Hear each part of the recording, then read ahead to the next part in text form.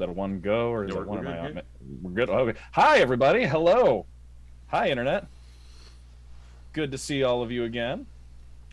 And welcome to the first episode of the new Sunday campaign, Codex Legendarium.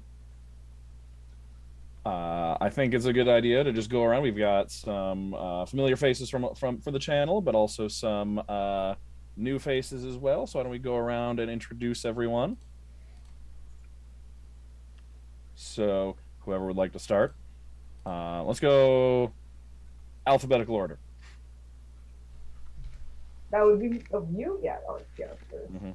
I know the alphabet. This is already going amazingly. Hi, Oh, yeah. I am Ark. Nice to see everybody out there on the internet. Figuratively speaking. Are we announcing, like, were we just telling who our characters? They're already up on the intro. I'm playing yeah. Tedros. They're on the overlay too, so yeah.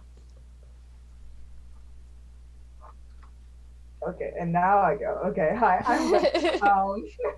I'm a new face on the channel. I'm very excited to be here.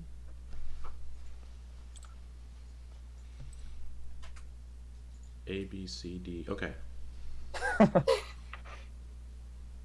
Yeah. Oh, I'm next. Oh my god. Hey, I'm Floriane, but my friends call me Flo, and I'll be playing Galina. Is that me next? I think. Yes. Hi. Sorry, Twitch wouldn't let me talk until I verified my account. Hello, everyone. I'm Jora. It definitely is not. I need to change that. I need to rename myself right now. I did not need to do that. Oh, the Zoom names don't show up on the stream. Yeah, so. they don't. Oh, they don't? Oh, thank No. God. No, okay. I do that. Yeah, just. Because I was like, I've been doxxed. Well, that exact. No, my full name shows up every time, and Thank because you. it's my work Zoom. So yeah, no, we're good. We're good. I'm Jora, and I'll be playing Yulyanya Skybringer. Hi. I'm Justin. I run the whole channel, and I never get to be a player, so it's nice. Mm-hmm. And I'm Montblanc. Yep.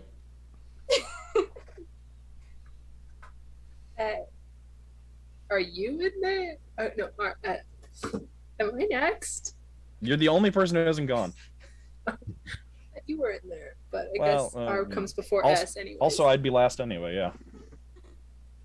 Hi, I'm Rose, and I'm a familiar face on this channel, and I'm playing Viktoria. All right, and I am Sam, and I will be the DM, as you can probably tell from the fact that on the overlay that I am the one that doesn't show up in the little book, and the other one doesn't have a name on there. So hello and welcome. Good to see all of you. Well, glad you could make it, players and viewers alike. Yes. So, do we have any announcements before we get started? Yeah, we do. So we do, I promise. Right, okay. As was suggested by some wonderful people in this group, they recommended that I put all of our links in one place. So I did just that. So, if you're looking to find out more, follow us on Twitter, Facebook, Patreon, all over podcast crap. You can do that. We also raise money for a charity, Color of Change. So you can do that as well if you want to support a great charity. And all you need to do in chat is type in !links, and it'll bring up our link tree, which has got everything. And again, all the links you'll find in the link tree will be posted in VODs as well. Currently, I only do the Wednesday games on the podcast, but going forward, every single game and show we do on the channel is going to be on the podcast. So the VOD for this will be Mondays, and then the podcast version of this session will be going up on Tuesdays at some time. All right. Yeah. And does anybody else here have anything of their own that they would like to plug, mention, point out, hype, what have you? No, this is the most exciting thing I have going on. All right. Okay. Fair enough. Me too. Well, this in the Wednesday game, like the channel as a whole. All right. Yeah. Well then, if that's all taken care of, we're done, right? We can just all go home. We don't have to. Yeah, We're done. now. Let's get started. All right. So, I think it's time we begin. So let's get started with a little bit of music to set the scene. Y'all hear this okay? This is my first time doing the music. Yep. All right. We begin in the cold, frigid nation of Sveruk, a very far southern nation where it is perpetually winter, pretty much, and snow covers the majority of the landscape. There are very few trees. It's mostly scrubby, small bushes and brush that provides the only vegetation. And the location where we begin is a sort of temporary camp, a merchant camp for the nation of Aor, or the Orient Empire, as it's called. They've set up this merchant camp to continue or to increase their trade with Sveruk. It's a collection of mostly temporary wooden buildings and tents and things like that. There is a makeshift harbor set up in the bay that it sits on. The bay is filled with ice floes and mostly frozen over, but they manage to like hack their way through those and have a place where a couple of ships can come in and dock at these like makeshift floating docks that have been set up. And while we're here and we're observing this place as these Yorian merchants and sailors and other people go about their day and, chop firewood, go over their ledgers, move supplies and goods. For the time being, none of the players are there yet. And in fact, however, they don't know this necessarily, but all of them are headed to this exact location from different directions, arriving from the north, south, and east. Yes, the only direction they're not arriving from is the west, which is the ocean. So, starting from the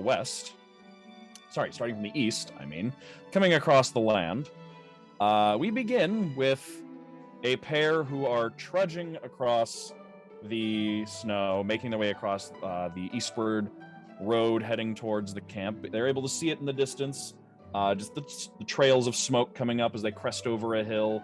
They can see the tents and the buildings laid out below them. And over the past few days of their journey, from these two, one of them in particular has been talking a lot more than the other one. It's been these two just kind of walking along, traveling together for a few days, with one just nonstop talking, and the other one just offering grunts and occasional sounds of, just letting everyone know he's alive. By everyone, I mean the one person he's traveling with. So why don't we start off with Montblanc and Yulyanya walking in from the east.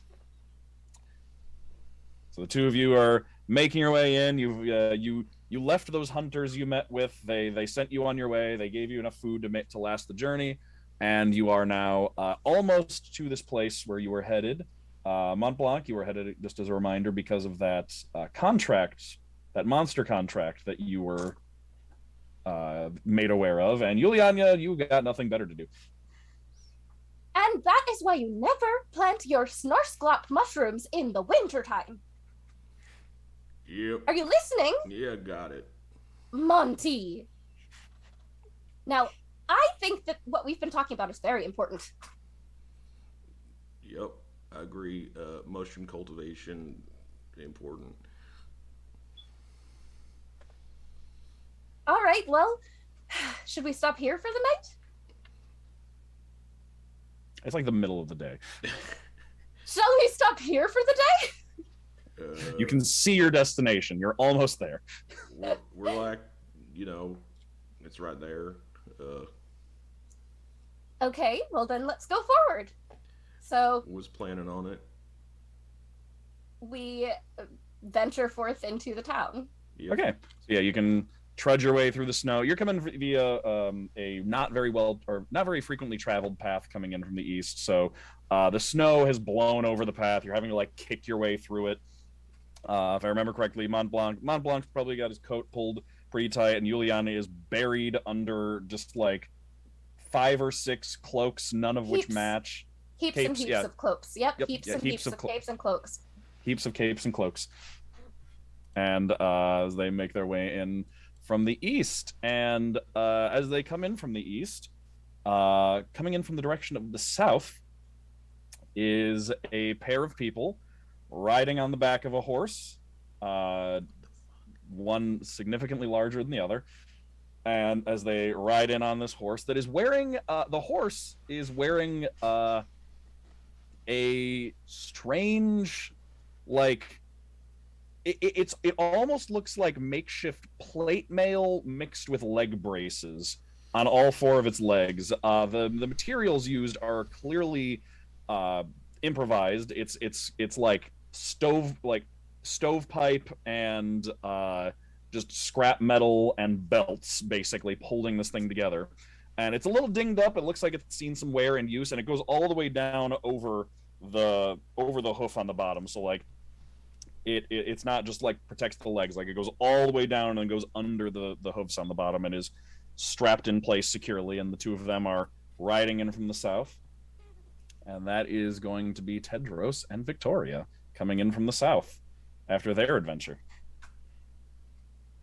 We have got to go see Madame Ingwe. Like, oh my goodness, we survived. Yeah, I'm very happy to have survived. We should not do that again. Are you kidding me? We need to like fix out the little kinks in this, and then we're going again. I think we could do it. I mean, we can do other things again. Like we can do stuff. Just no. We got. I feel like we could beat the land shark. I feel like we could do it. I think that I would be okay with not knowing if we can beat the land shark. How are you going to be a not adventurer if you don't beat land sharks? Oh, hey, look, towns. We're almost here. Yeah, and you two are somewhat familiar with this place, since this is where you both started. This is where you both met. So you're familiar. You know what this place is. You know where to find Madame Ingwe, who sent you on who kind of begrudgingly almost agreed to this convinced. journey. Yes, lovingly convinced. Lovingly convinced to give you this horse to send. So she's gonna be very happy the horse is still alive. So yeah, and actually, as you two are coming in from the south, and as Yulyanya and Montblanc are heading in from the east, both of you both pairs, all 4 of you can see coming in from the north, just like this billowing cloud of kicked up snow moving rapidly in from the north. You can't really see what's causing it from this distance, but it is rapidly moving. It is sending up just this huge plume of smoke into the air, or not smoke, like powdery snow into the air, and making its way rapidly down the coast from the north, coming in towards the camp, which is where Galina and Princess are currently sitting in their nice, comfortable carriage cavern on the wagon train, riding in from the north, or thundering in from the north. All of you would eventually be able to see this as it's coming in. It is multiple carriages, probably about 10 or it's about 20 carriages, all linked together like a train. Each of them with sleigh runners on the bottom instead of wheels, being pulled across the snow by a team of about 60 elk, all lined up and harnessed together in 3 columns, 20 rows deep, with a dwarf bundled up in like furs, sitting at the front of the train, steering them and guiding them as they come winding down the path, avoiding rocks and bushes and stuff, and basically almost like plowing the road as they go by. Like it leaves a mostly clear road as they go by, just knocking the snow out of the way and sending it flying up into the air, only to come drifting down behind them. And the two of you, as you kind of round a bend and look out the window, you can see a couple ships coming in from the water, and you can see the camp up ahead of you. You can make out the tents and the buildings. You can see the trailing smoke, and identify that you are nearly at your destination after a few days of riding in relative comfort. Oh, Princess, it is so nice that Harman got us these very nice little seats. It is. It would have been very awful traveling across the snow. I couldn't imagine trudging in the snow for that distance. Could you imagine having to walk in the snow? Ugh. Yes. No, not in these heels. I'll have to get different boots when we arrive or something. You know, I was also realizing that I do need different boots. Yeah. You know, I like to travel. You know. Like what? I know. Yeah. I get it. Yeah.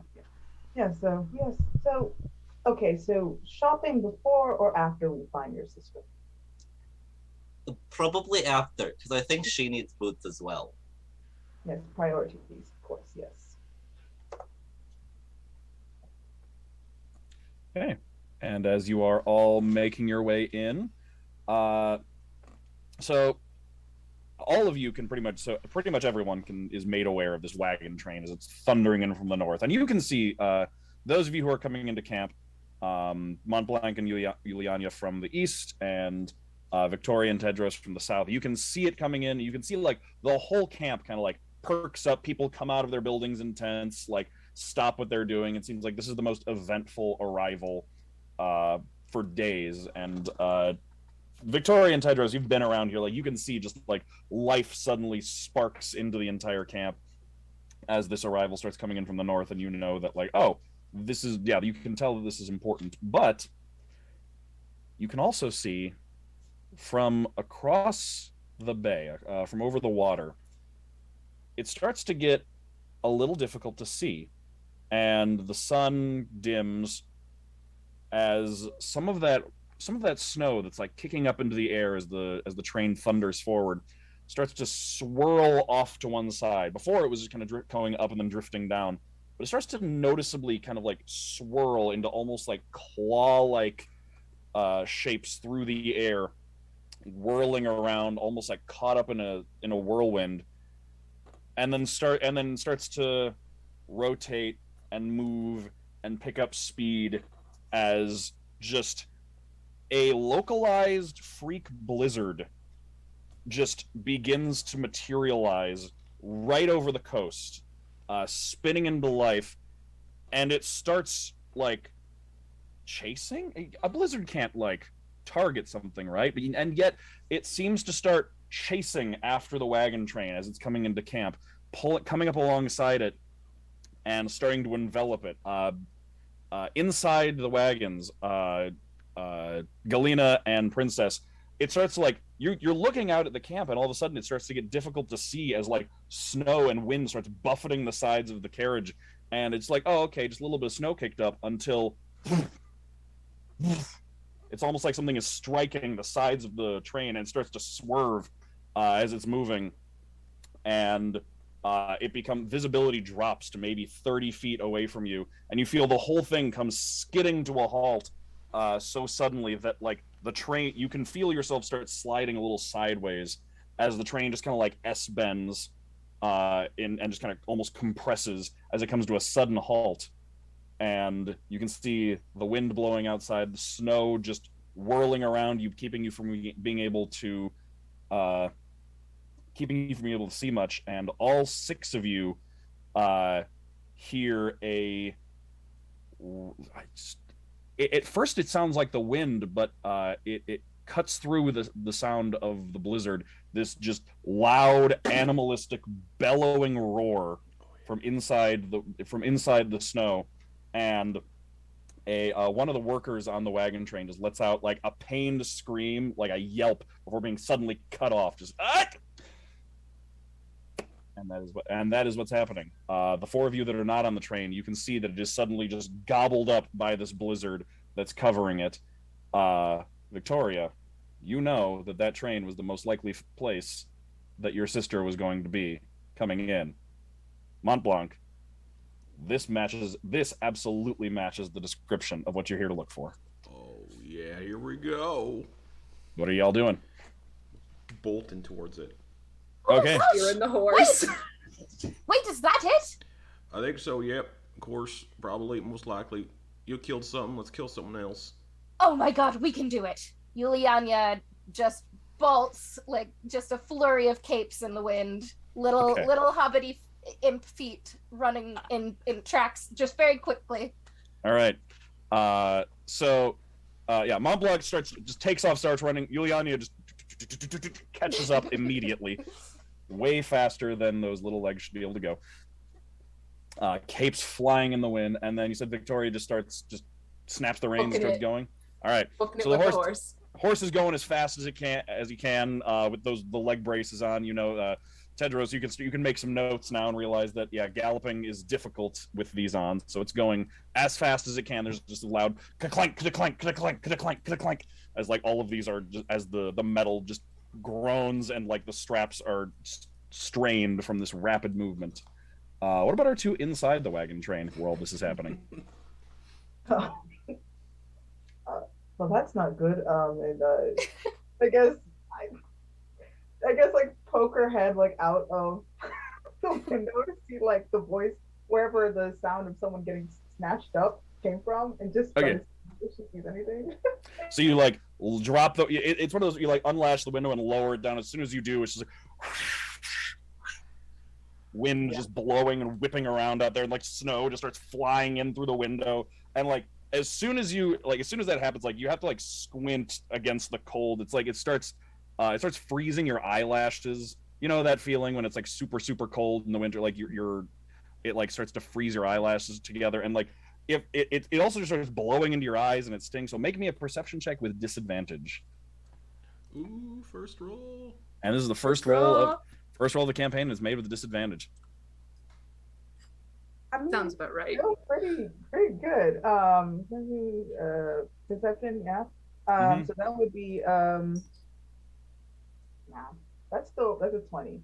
Okay, all right. So yeah, you peer through the snow and blowing wind, and you can tell that it came from further up, and just peering through the snow, you can see the vaguest outline of something large stalking up and down the side of the train, maybe about 50 feet up, closer towards the front, near the up near the elk that are pulling the train. You can't make out the shape exactly. It's just like it's a dark outline again in the snow behind like way too much blizzard to be able to see through. But it looks big. It looks bigger than one of the elk at the very least. You can tell it isn't, and but it moves a little lower to the ground. All right. Pulls her head back in, closes the window, looks at Galina, and is like, well, would you like to spike something else that's big? I don't know exactly what it is. It's big and seems to be stopping us from getting to our location. Ugh, so what you're saying is that we have round 2? All right. And then she's gonna pick up her shield and just like, just kind of like a very put upon, like, God damn it, I'm so close. I'm like, I already fought the griffin, and fine, whatever, I'll handle this. Let's go. Let's do this. She's gonna pick up her shield, head out, and just start like pushing against the wind to get as close to this thing as she can. Okay, so the wind doesn't actually like hinder your movement too much. So we'll tell you it's a blizzard. So I will tell you exactly what the stats are for this for everybody, so you know. Limits hearing to a range of 100 feet. You can't hear anyone past 100 feet. Disadvantage on ranged weapon attacks. disadvantage, just weapon attacks, not spells. Disadvantage on perception checks that rely on hearing. Extinguishes open flames, disperses fog, erases tracks in the snow, and makes flying by non-magical means nearly impossible. And if you want to, it reduces vision to about 30 feet. However, if you have goggles or other eye protection, it does remove the disadvantage for visual-based perception checks, because you don't have wind, you don't have snow like blowing right into your eyes.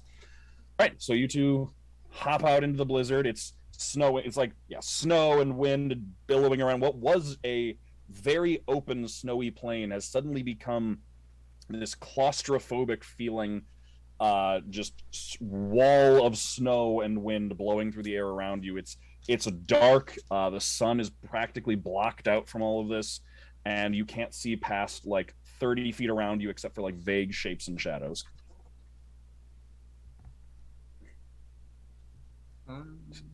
So the two of you start. Can I cast Armor of Agathis?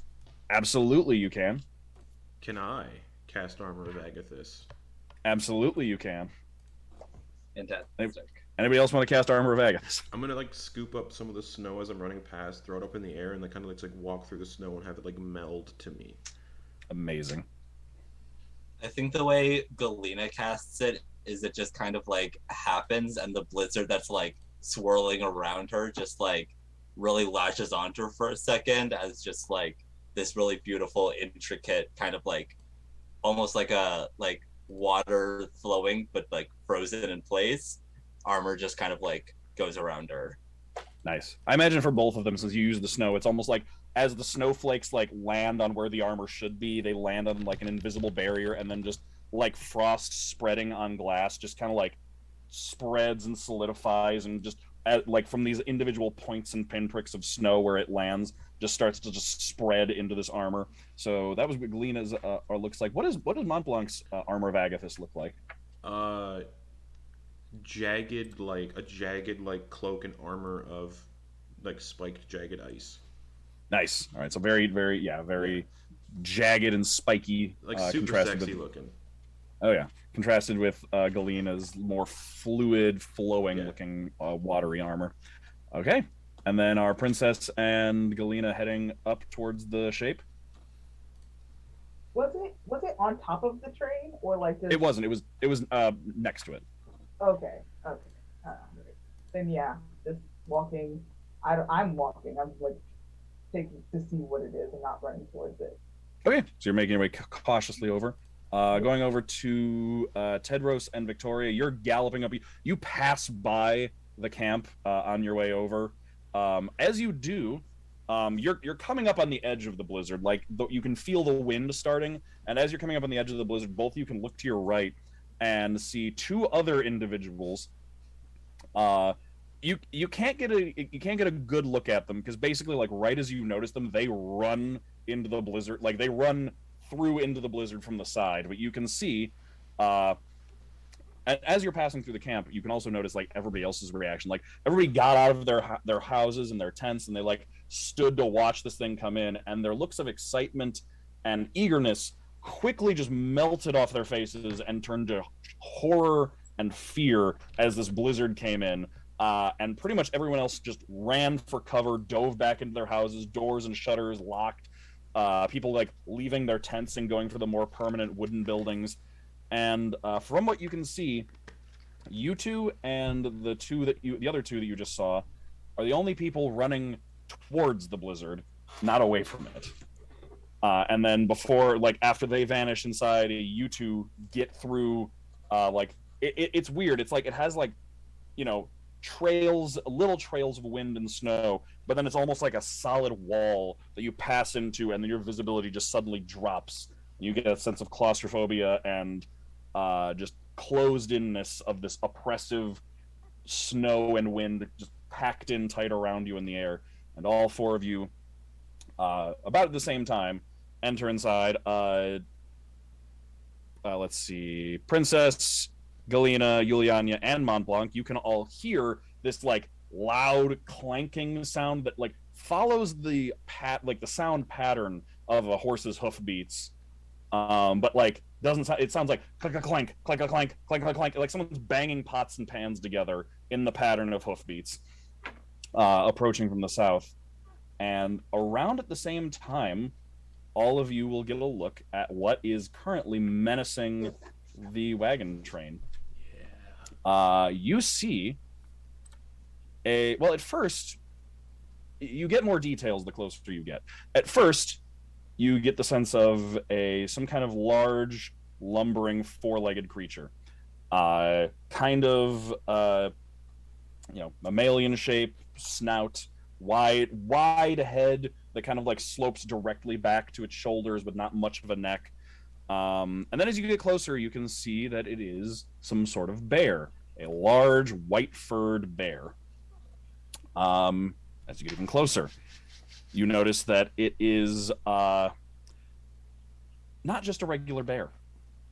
It is covered in a thick layer of ice that is like attached on, like frozen onto its fur. Like you can see where its fur is kind of like stuck into it, almost like when it's almost like when ice freezes over grass.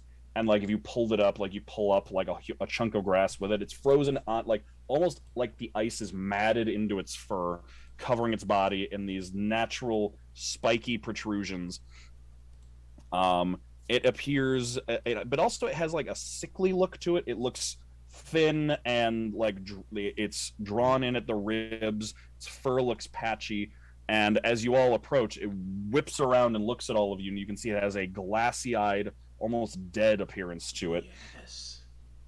And you also see the blizzard as you all arrive just sort of condense and solidify into three shapes in the air. Almost, it's hard to see at first because it almost looks like just shapes in the snow, but as the snow kind of whirls around and condenses and shapes into ice, you can see three almost imp-like creatures about yay big materialize out of the blizzard, flying up above the bear. And Yulyanya, they look incredibly familiar. You're muted. Oh, there we go. Oh my god, I think that's what I saw in the circus. You mean they're the ones who took all your fellow circus members? Well, I was trapped, but I saw them flying around. I don't know what happened. Everyone just disappeared. All right, well, here we go. Okay, so we attack Yeah. if we can. Are we close enough? You. Before anything pops off, I'm gonna like raise the arm that has like the tentacle sleeve tattoo running down it, and the tentacles and the tattoo start writhing again, and then they kind of like slowly creep out the palm of my hand, and I'm gonna summon my tentacle of the deeps right beside the bear. I'm gonna say it's aware of you, so we're gonna have to Yeah, go for for initiative for that. Totally. So let's all roll initiative, assuming we all want to fight. Yes. Of course I do. Real quick, the moment that we passed through the, like, from normal air into this blizzard, Tedros would have kind of reached up, because I'm assuming that Viktoria kind of has her arms like over him to guide the horse. He kind of reaches up and just touches her arm, and casts Shield of Faith. Okay. So that's +2 to AC? Mm-hmm. All right. So, Viktoria, you have +2 to AC. I feel like And then Viktoria would have given Tedros the reins, grabbed her axe, jumped off, and booked it towards this big boy. Okay.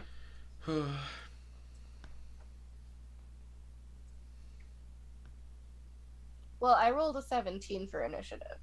Fantastic. I've already rolled way better than I ever did as Hannibal. That's a natural 20 for a 22. Wow, okay. Ooh. Sheesh. Yulyanya was a 17. Okay, Tedros. A dirty. Well, no, that's a 21. I'm sorry. Ooh, Yeah. all right, well, good. Let's go. Victoria. 9. Oh, wait, I had to add my initiative. I forgot about that. Yep. Yeah. What's 17 plus 2? My brain isn't 19. working. 19. 19. All right, 21. Princess. Sorry. Yeah, 17. Okay, 17, and then Galina. 15. All right, that is some good rolls. Wow. Yeah. So Montblanc, So you're up excited. first. Yeah, so as I run up, anyone who would be within like whatever can see this sexy half orc. I was about to say yes. So as we get to our turn, so all of you basically come within the 30-foot sight radius of this thing, which also means you can see each other. So as we get to each of our turn, you can spot each other. Viktoria and Galina, you will be able to see each other as soon as one of whoever's turn starts. I think that is Galina goes first. But yeah, Montblanc, what does everybody see coming charging out of the blizzard? Oh my god, this is a long description, so bear with me. A sexy, no, not sexy, maybe. Half orc who's standing about 6'6", with pale gray skin, undercut hair styled into like a small ponytail at the back, and is like shock white, kind of like Geralt of Rivia's hair. He has a white short beard that he keeps styled into like the old timey bartender that goes like and then. And he maintains his beard with pine smelling oil. So anybody who's kind of like within like 5-10 feet can smell his pine oils in that big old beard. He has one eye that is amber colored with like a wolf-like appearance, and it kind of glows slightly in the dark and in like the blizzard a little. Over the left eye is a black eye patch, not too large tusks. He has a platinum septum piercing, because sexy. He's of a more lean, muscular build and wears a blue naval's officer coat that he keeps the sleeves rolled up to the elbows. Under the coat, a white cotton shirt, a pair of black trousers with knee-high black leather buccaneer boots. Clasped to the back is a wolf hide fur cloak, kind of like Ned Stark's from Game of Thrones. Kind of drags on the ground a bit, so it's a bit worn. His left ear is mangled, all this shit, and is missing a chunk near the top. He has claw mark scars dragged down the right side of his neck down to his breastbone. Wears a basic string around his neck that runs through a platinum coin, so he's got like a little platinum coin necklace. As I said, when he ran up and was doing all his cool tattoo stuff, his right arm is covered in a sleeve tattoo of kraken tentacles that run down to the wrist, and his left arm is covered in an intricate series of scars, and is missing the last two fingers on his left hand. Daggers sit in the boots, but his weapon is kind of wrapped around his arm, the tattooed arm a little bit, like around the forearm, and slung over the shoulder. And at the end of the chain, at the end of the spiked chain, sits a massive, deadly-looking iron ship's anchor. Yeah, looks like he's probably in his early 30s. And as he comes running up, yeah, he's gonna like raise the tattooed arm. The tattoos start like writhing beneath the skin, like they're moving and alive, and the tentacles slowly kind of like poke out the palm, kind of like that weird dude from Inuyasha. The tentacles kind of like pop out of the arm and out of the palm, and he summons his like spectral red like eyeball covered tentacle, like right beside the bear. All right. So the bear is standing like right next to the wagon. So does it pop up out of the snow, or does it come off the side of the wagon next to it? Ooh, side of the wagon seems cool. All right. So yeah, the paint just kind of like the paint and boards almost seem to just like part as this like rift opens and this tentacle just lashes out next to over the polar bear's shoulder. I just realized this tentacle's probably gonna be useless. But I summon it as a bonus action. It can instantly attack when I summon it. Okay. And it's got 10-foot reach, so it's all good. Yep. Oh yeah. But 17. That does hit. Yeah. Sweet. 3 cold damage. All right. It does appear to be resistant to cold damage, but not immune. All right. Cool. And then So it lashes out. It lashes out. It like smacks across like the ice armor that covers its back. It does not work like armor of Agathis, so it does not explode off. It just appears to be providing extra protection. And am I able to get up to it with like 30 feet of movement? Yeah, because it was 30 foot of sight radius. So yeah, I'm gonna sprint up to it, get right up to it, unfurl the anchor around my shoulder, swing it, and bring it down for an attack. All right, yeah, you can like let that drop and just thud into the snow and swing it over and down. Roll that attack. 11. That does not Yeah. hit. So you bring it up and then down, and it's like turned around to look at the tentacle, and then looks back at you just in time to just rear up on its hind legs out of the way. So you just embed that into the ground, and like dirt flies up from where that strikes the ground, and unearths it from underneath the snow, and leaves you standing right in front of this polar bear, standing up on its hind legs. You can see as it's standing up, it looks like emaciated and based on your professional experience, dead. All right, we got a zombie. Zombie, everyone. Yep. Cool. All right, is that Monty's turn? That is Montblanc's turn. All right, that'll bring us to Tedros. You saw that guy come running out of the blizzard and do all that stuff. So what are we doing? Yeah, he kind of turns the horse a little bit, just kind of to bring it to a full stop. And he's about to call out to Viktoria and say, like, hang on, like, don't rush in there. But we get a Montblanc. description? Oh yes, absolutely. I know what I'm doing, clearly. You're good. Tedros is not a very tall individual. He's only about 5'3", about 130 in weight. He has dark skin with black hair and brown eyes. He currently has, it's a little bit scruffier than normal, but he normally has a pointed goatee, a mustache, and dreadlocks that go down to his chin. There are some blue and green beads that are in there, but other than that, you don't notice any real unique identifying marks or jewelry, except for a large medallion that hangs around his neck.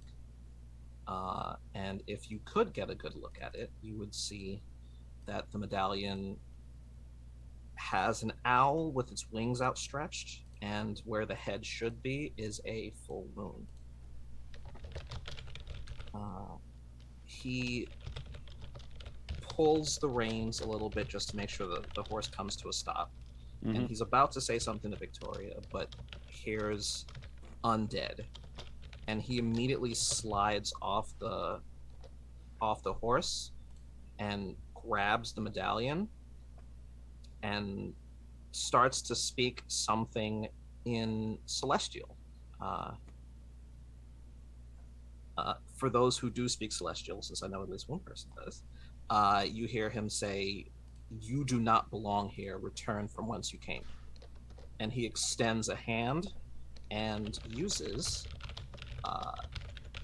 I know what my abilities are. He uses his turn undead and walks directly towards it as he's doing it. Like, to force it back. All right. So you reach out, you grab onto this amulet, and you speak these words in Celestial, and then the amulet just glows a bright. What color is the light that glows off of your holy symbol for your turn undead? It is mostly a pink light, but it looks like there are sort of like harsh, dark edges to it at the very end. All right, so this bright pink light just emanates out from here, cutting through the snow, through the blizzard, like a lighthouse, just shining up onto this thing. You can see, the cold, like, dead eyes of this thing, like, illuminated by, you can see it has that, like, milky quality of something that has been dead for a while. And yet it has, it appears to have no effect on the creature. Oh, shit. That's not good. Fuck you. He will definitely stop right there, which I think he probably got maybe 15 feet towards, and he will just take another 5-foot step back. So just get up there, do that, and just back up. Let's not be too hasty. Okay. And that's it for his turn. Okay. All right. Yulyanya. Okay.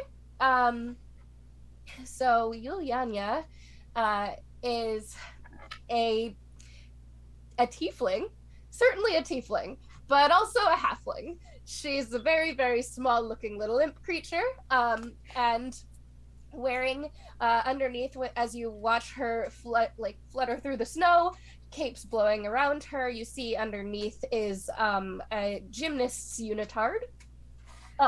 So she's it's a wonder that she can even walk in these snowy conditions. And she has a crop of short green hair, wavy curly, but then a long prehensile braid. And in the grasp of the braid is a quarterstaff. She has blue eyes. The entirety of her eyes are blue, and she has horns that are the same color as her skin, but one of them is broken off, and in the middle of it you can see the same shade of blue as her eyes and a crack coming down her face. She is just a little flurry of furs and leathers, and she rushes towards one of the flying creatures, just screaming gibberish at it. You have no idea what she's saying, but just before she goes to attack, she hears the celestial being spoken, and says, "Oh my god, sister's language?" And then she tries not to get distracted and attacks one of the little flying creatures. Okay, with the quarterstaff? Yes. All right, roll Just your attack. Bonks All it right. on the head. You leap up into the air and just swing at it with the quarterstaff. Oh, swing and a miss. What would you Let me get? see. Well, I got a 6, but I have to add what to it? Your proficiency bonus and your dexterity. Oh. But your character sheet on D&D Beyond will do all that for you, so... Oh. Yeah, it should just be It'll be right next to where yeah. it says quarterstaff. Yep. Oh, okay. 4. So +4. So 6 + 4, still not much. Still 10, yeah. So you leap up into the air. So you said it was in your braid. So does the braid swing it, or does the braid like hand it to you to swing it over? The braid in this case swings it. Yeah. Okay, so you leap up into the air and then just spin around. And the braid swings around. And it manages to like flap its wings once and just go over it, so the quarterstaff flies directly under it. She was certainly distracted by hearing a language she only knew her sister knew. Mm-hmm. That will you do. You still have a bonus action if you'd like to make an attack with your bonus action. Yes, bonus action, unarmed strike. Instead, since she misses him, she spins around and tries to kick him instead. Okay. Ah, dang it, a 5. So nope. Okay. She's real distracted right now. Yeah, so it's like you swing the braid swings around and then misses, and like still in midair, like on the return part of the spin, you're like bring your foot around and like a reverse crescent kick and manage like just miss right under its wing. Just missing it. Both times just missing it as it's dodging around in the air, and then you land in the snow right next to it. Mm-hmm. Is that your turn? That's my turn. All right, Princess. All right. So Princess would be kind of slightly behind Galina, coming up behind. What you see is, I don't want to get this wrong, so pull up the description. You'll see sort of like a short, what else with like brown, warm brown skin. And you just see like in the snow, just like this mane of like red hair, just like whipping around. Her head is like this curly red afro. It's almost burgundy. And along you'll see like she's wearing a cloak that like matches that. It's also like blowing wind, and on the back of that cloak, there's like it's like a circle of like kind of like a yin and yang symbol, but like on one side there's like this golden wolf, and on the other side there's this green dragon, and it looks like they're chasing after one another. And if you're close enough to her, which you're not, but like you're close enough, you see deep purple eyes, like golden flecks splattered all in throughout, and she has like freckles, a face full of freckles. And you know, her eyeliner is kind of smudged, kind of like not zhuzhed up, but like this smoky eyeliner she's got going on. On the tips of her ears, like these like golden jewelry to like accentuate for those pointed ears. She's wearing like this pearl necklace, which is the most expensive thing that she has on. Everything else looks like it's been beat up to shit or whatever, but like she's this pearl necklace that's clean. It looks as white as snow. It's the cleanest thing on her. her arms are sort of exposed and wrapped up in bandages. And you can see coming up from underneath the bandages a claw mark coming down from the side of her face, down her neck. And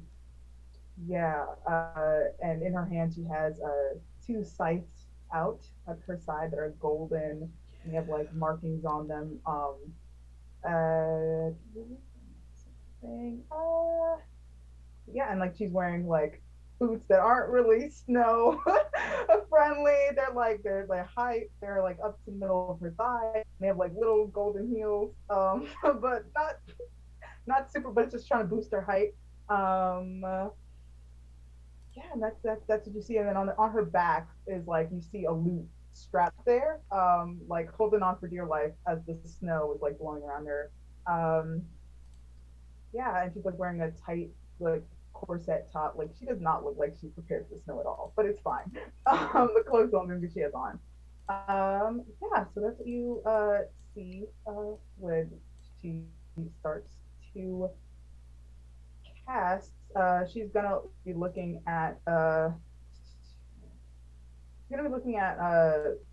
big large creature, and she's going to cast Cause Fear. Ooh, okay. Nice. And that's a wisdom saving of 14. Okay, wisdom save DC 14, you said? Mm-hmm. All right.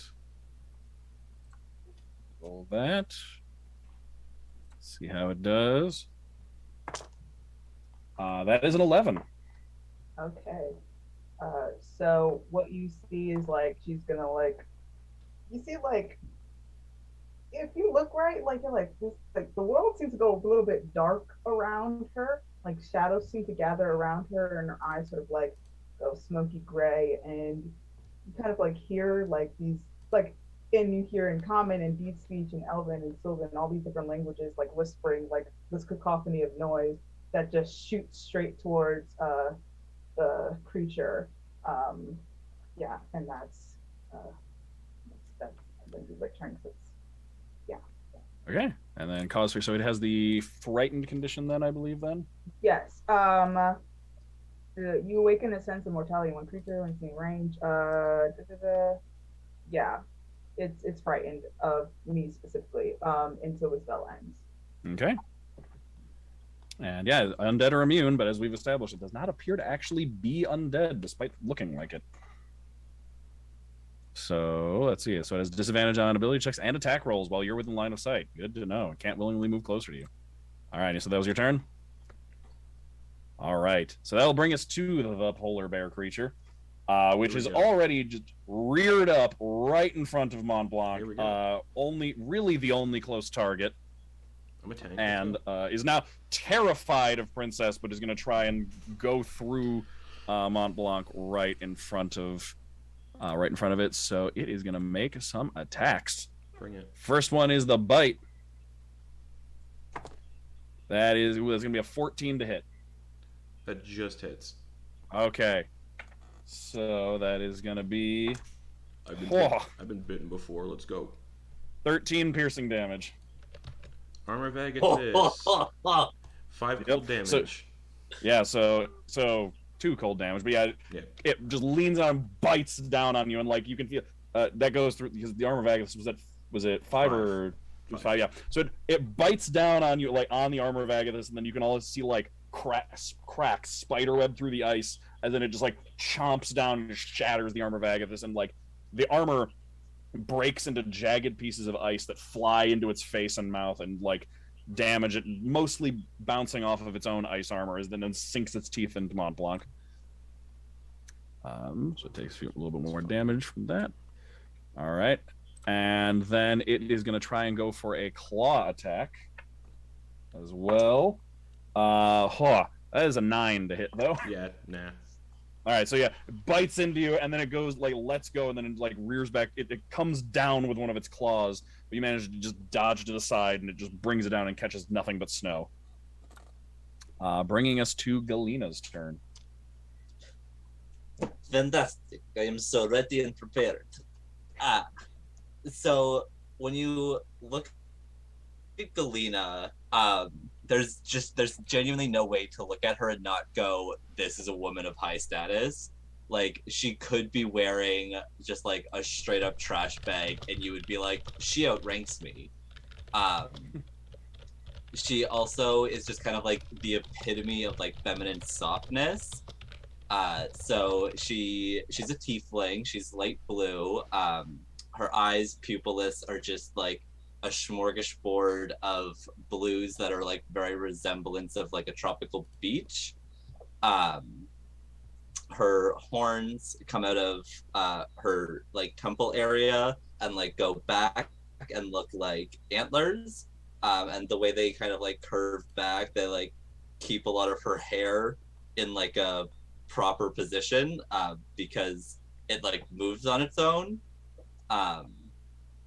There's a bunch of like silver jewelry all throughout her horns. She wears a necklace with a pendant on it, and it's a coin. It's a two-sided coin. One side has just a cup. The other side has a chalice surrounded by 5 stars. She is also super not dressed for this weather. Again, she really leans into the feminine. So she's not wearing any armor. She's wearing a relatively low-cut dress that really accentuates her very nice rack. Nice. And it's all just like it's a very flowy dress. It's a bit more structured in like the chest and like midriff area, but the rest of it just kind of like flows around her. It's very sheer as well, so you can see through quite a bit of it. And where you can see through it, you can see that she has like a full body tattoo of a kind of like massive sea serpent that like starts at the like foot of her right leg and comes all the way up, like winding around her body to end just like on her collarbone with like where the head is. And she's also carrying a shield that just like it's a tower shield, like it's absolutely massive, and it's like, how the fuck is she carrying the shield? And it's perfectly see-through, almost as if it were made of glass, and it's kind of like it's got like the organic shape of waves as she holds it. And so I think she sees Viktoria and goes, Ria, oh, you're always so good at showing up when you're supposed to show up. And then as a bonus action, I'm going to use my Aqua Shell feature. So in Primordial, she looks at Viktoria and speaks in Primordial just one word. And if anybody knows Primordial, she says protect.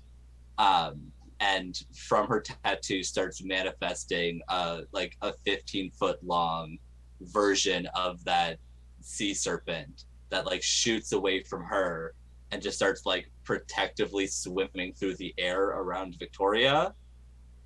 And then also when she speaks in Primordial, it sounds very much like when whales make noise.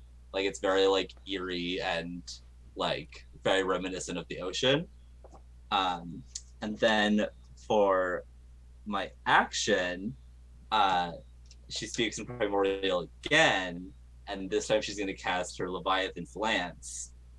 So she kind of like strokes the head of the sea serpent, and as she does, it like she like draws this like water magical energy from her hand, and then points it at one of the imps and says Leviathan's Lance in Primordial to cast Eldritch Blast. All right. Go ahead and roll that attack roll. Ooh, it's a lot. 23 to hit. Yeah, that'll hit. Roll some damage. All right, it is 4 points of force damage. As all right. This is this the one that just is like one... okay. lance of water launches at one of the imps? Is it the one that Yulyanya's in front of, or a different one? Yeah, I think she would be like, because she's very much more of a support person anyway. So she's like, oh, perfect. If I team up with this person, we can get this thing dead quicker. Okay.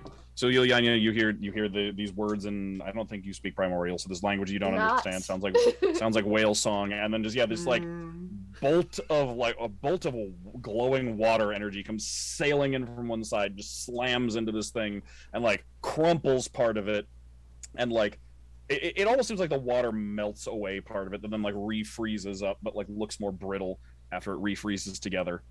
And yeah, you can also Viktoria, you can see the familiar, you hear your sister's voice, and then you see the familiar sight of the Leviathan just circling around you at this distance protectively, and you are that just seals it and lets you know that Galina is nearby. Is that Galina's turn? That is my full turn. Thank you. Right. I don't want to get any closer to these things. All right. And before we get to Victoria, those things are going to actually take their turn because Victoria rolled real bad on initiative. So, so the three of them all are going to each pick a target. So one is going to fly directly. The one right in front of Yulyanya is just going to stay there. One is going to fly out towards Bennett, who is still maintaining that Cause Fear spell. And one is going to fly right towards Galina. So they all just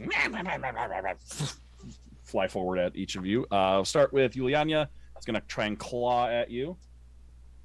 So that is a 19 to hit. Oh. What do I roll?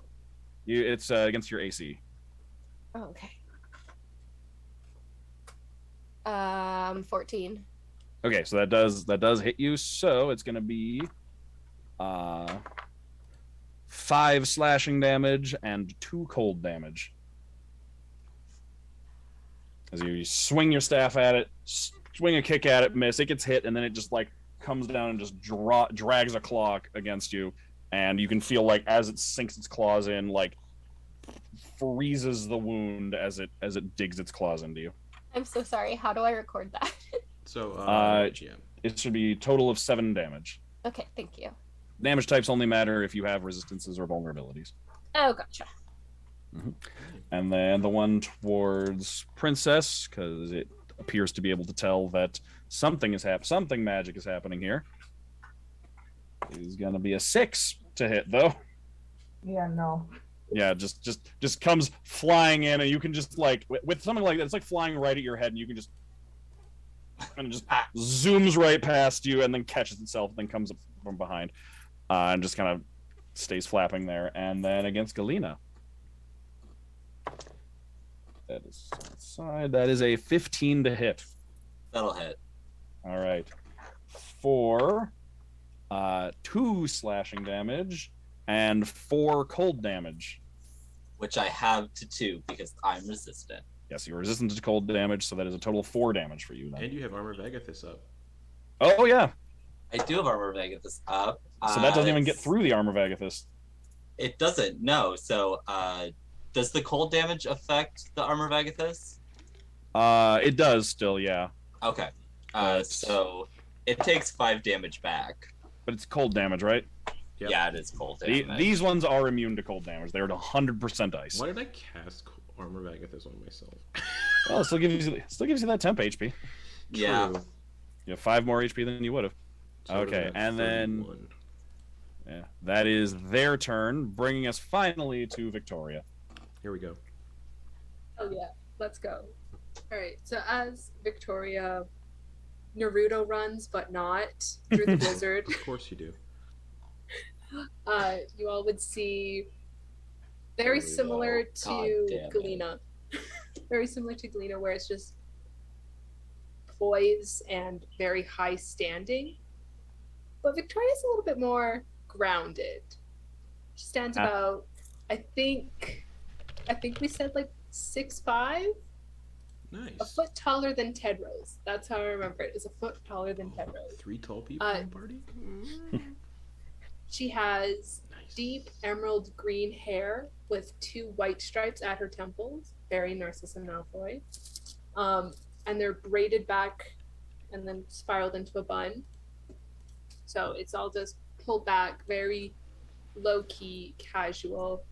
She's also very much not dressed for the weather. She is wearing a toga with an open back Oh, and gladiator sandals. frostbite. Very much just not at all dressed for the snow. Oh man. She has kind of pale grayish green skin, and she is carrying a Goliath-sized axe. Fuck yeah. It is just holy shit. This, how are you carrying this? And she's carrying it like, you guys wouldn't have seen it because it happened when she jumped off the horse, but she definitely spun that thing like full on staff spin, lightsaber spin, and then started running. So it's kind of like positioned behind her as she's running, and she sees her sister and is just like,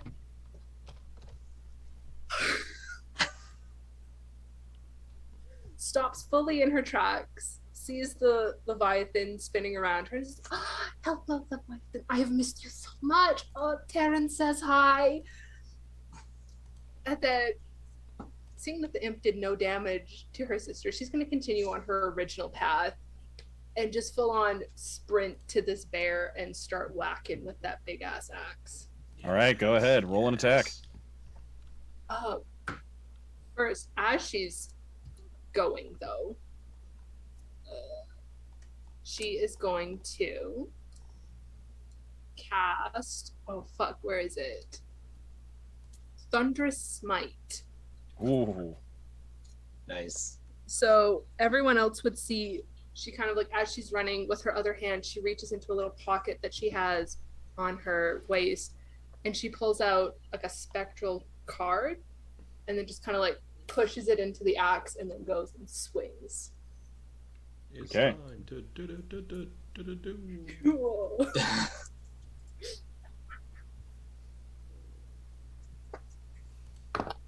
Okay, all right. So,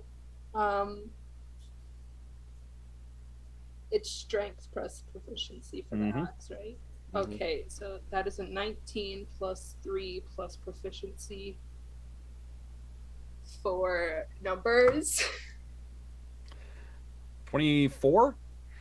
24. Yeah, that'll hit. Yeah, that'll definitely hit. So then it is You're so good. 1d12. It's So yeah, Montblanc, you're right in front of this thing. You're facing off against it. It's just you, and then this very tall woman, not dressed for the cold, just comes up and just slams an axe right into it. Why is nobody So- here dressed for the weather?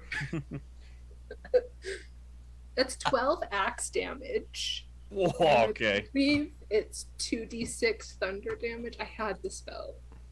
I can pull Where it did up. it go? Where did it go? I think it's 2d6. 2d6? Yeah. Mm-hmm.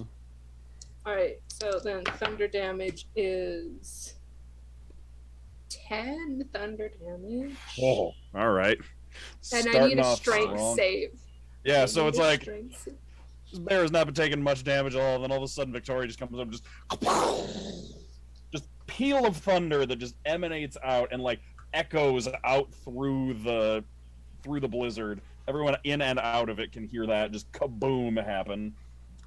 And it is so strength save. You said Strength save, yep.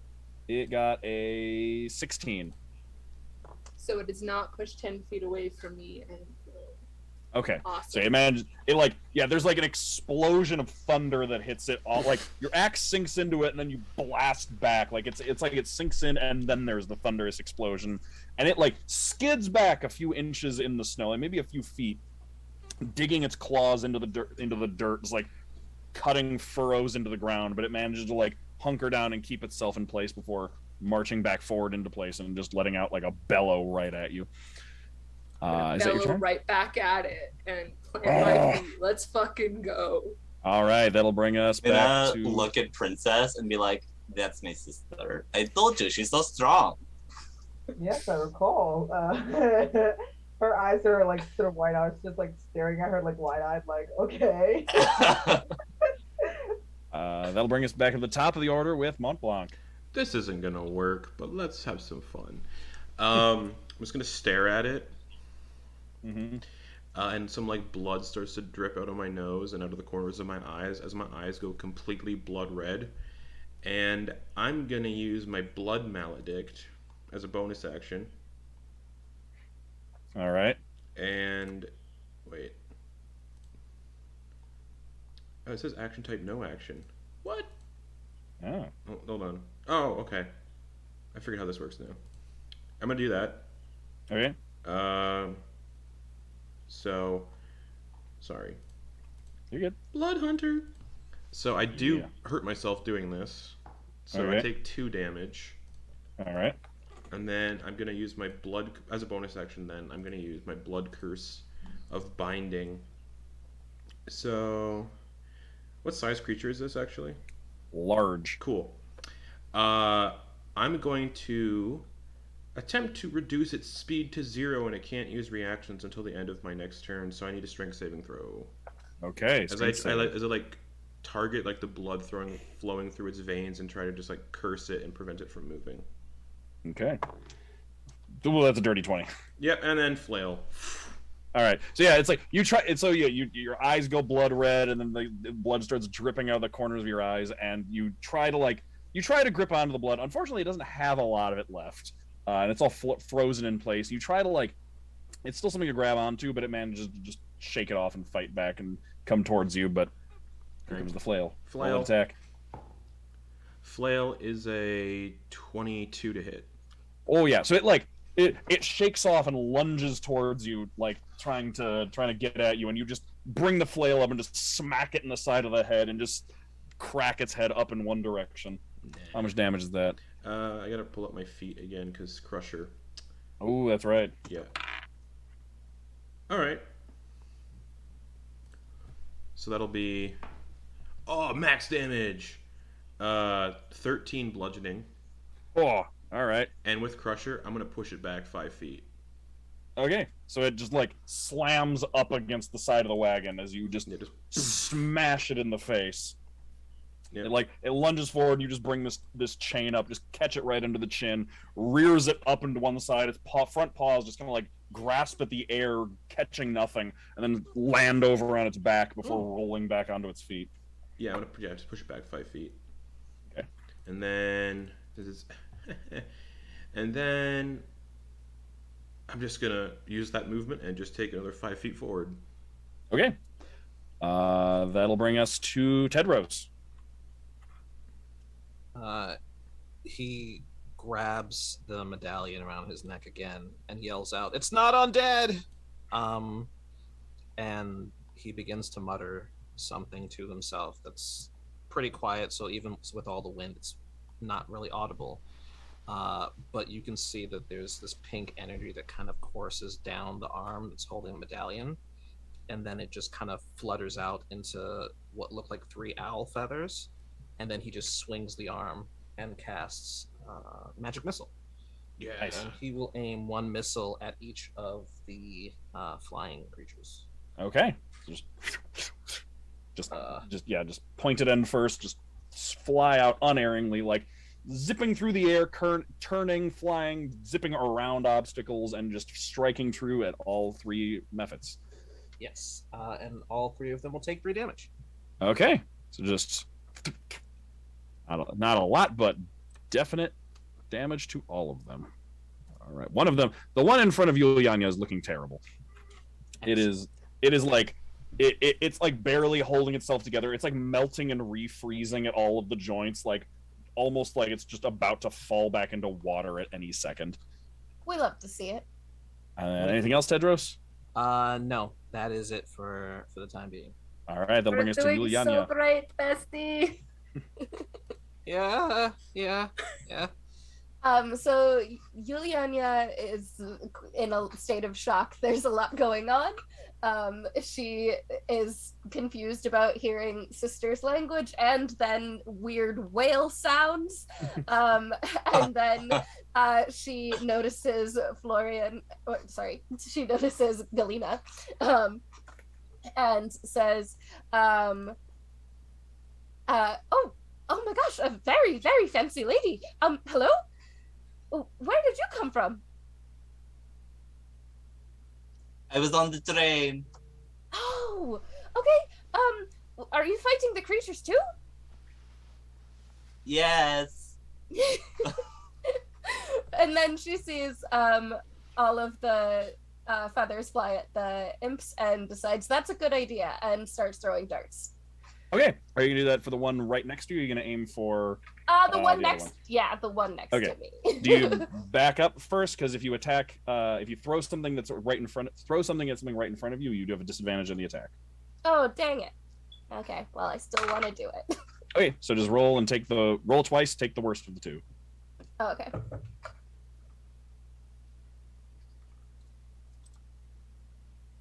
Okay, so 11, but plus my dart, so 15.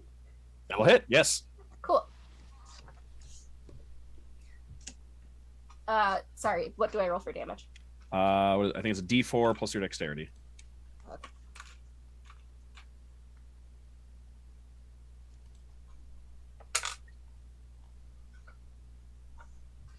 4 plus dex. 6. Okay, so the first of the methods goes down as you just look up at it. It's like clawing at you and everything. You manage to get like half a step back, pull out a dart, and then just fling this dart at it and just go like straight through its neck, and its head just shatters as you go like up through the chin and just explode its icy head, and after that its whole body just kind of puffs into snow again and rains down over you as the dart goes like keeps flying up and like embeds in the side of the wagon. As that all explodes above her, Yulyanya lets out a weird yelp and is just in quite a state. Okay. Anything else, or is that your turn? Yeah. Oh wait, don't I have a bonus action? Yes, you can attack with a bonus action. So you can, if you want, you can move over to something and attack it. Okay. Can I throw another dart at another? It has to be your bonus action attack has to be an unarmed strike. Oh yeah, unarmed strike. So yeah, is anything within reach? Yeah, the one next to Galina and the one next to Princess are both within reach. Okay, I'll do the one next to Galina, my new friend. All right. So you're gonna run up to one right in front of Galina and attack. Yeah, I try to hit it, but I don't know if that hits. 8, 12. So 12. That does. Yes. So just throw the dart through that one. Weird yelp. Run over and just come over. Just lay the smack down on the one right in front of Galina. All right, and that's a 3+ dex, right? Mm-hmm. So 5. 5 total. I can do quick maths. Yes. All right, that one is looking also terrible as you come down and just punch it in the back of the head, and it like lets out a weird like as it like catches itself with its wings just before hitting the ground, then flutters back up into place. All right, and I think that's your turn. So, Princess. Great. All right. So that's those go up. Okay. The one that tried to attack me is like behind me, right? So It flew like past you and I was behind you. Yeah. So she's gonna turn around, facing that. She's gonna attack with her weapon, her two super weapons. All right. That is 15 to hit. That will hit. Okay. Okay.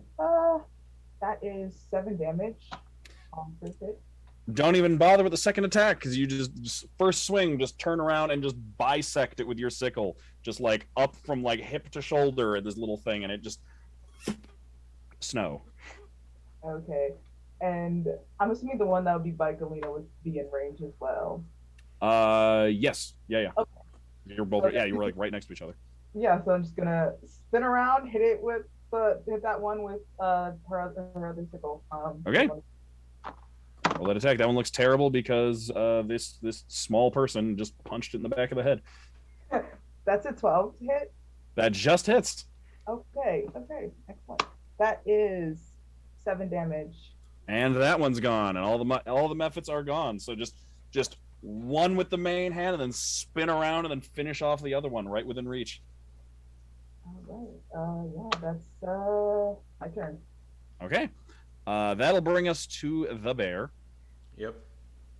Which let's see. It's got Montblanc and Viktoria right there in front of it. It just got knocked back. So it turns and it just opens its mouth just unnaturally wide, like unhinged jaw. Opens its Me mouth. too, You see it, bestie. Me too. and then takes in a deep breath, and you can see like the blizzard around it like swirls almost like in a cyclone, getting sucked into its lungs before letting out a cone of cold. I'm going to need Viktoria and Montblanc to both make me dexterity saves against its frost breath. I homebrewed a bear that could do that. That was fun. You said dexterity? Yep. I'm proficient for a 13, though. That makes it just by one. I'm guessing Viktoria didn't make it. I don't think Viktoria made it. Victoria rolled a 5. Oh boy. All right. So for damage here, that is going to be. So Viktoria takes 12 points of cold damage. Can I cast Absorb Elements Yes, you can. as a reaction? Yeah. So that gives you resistance, right? Mm-hmm. Yep. that'll So make that it brings it down to 6. And then Montblanc, you also take 6 cold damage as you dodge out of the way, mostly. Cool. I have a question. Yes. Does this count as an attack? For the purposes of your... Aqua Shell ability, yes. What is does it specifically say like when they take damage or when they're the target of an attack? It says when a creature you can see within 60 feet of you hits the protected target with an attack. So that has to be an attack roll. Doesn't apply to Okay. area of effect or saves. Sorry, can't heal you. Should have thought so better. Fuck up. Siblings. What is 18 minus 6? Help. What was what? 18 minus 6 is minus 12. 6. 12. Thank you. Quick All math. right. Maths. Mm-hmm. All right. That was the bear's turn. That will then bring us to Galina. Galina, hello, it's me, Galina. I would like to use my bonus action to mulligan. So you see, she very quickly, like an expert dealer at like the nicest casino, reaches into her pocket. Like she has like an identical little like card satchel thing to Viktoria. She takes 2 cards from the top of her deck, slides them into the to the bottom of her deck, draws 2 more, looks at them, goes nice, and then throws up a card. It is the 8 of Cups, which has a spell that she cannot actually use on it, but which will allow her to cast Guiding Bolt. So she throws the card up, 8 cups kind of form in like a circle, and then like a beam of light comes blasting out of them. Okay. Roll the attack roll. We'll hopefully hit.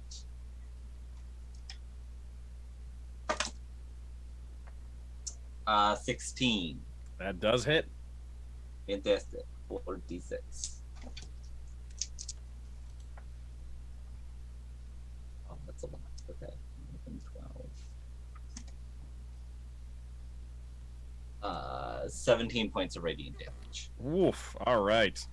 It is not looking too great as it lets out this cone of cold and you just hit it like right in the side of the neck and it like snapping its jaw shut, like it clicks back into place and reconnects as you smack it in the side of the head, and then the whole thing just kind of starts glowing, making it much easier to spot through the blizzard. Yes, next attack has advantage. Yep. The Mephits are dead, which will bring us to Viktoria. Aha, I am next attack. Thank you so much, sister. Anytime, sister. I would like to be up. Yep. All right. Go ahead and roll with that giant axe, and you have advantage because it's glowing thanks to your sister's spell. Yeah, I love my sister so fucking much. That is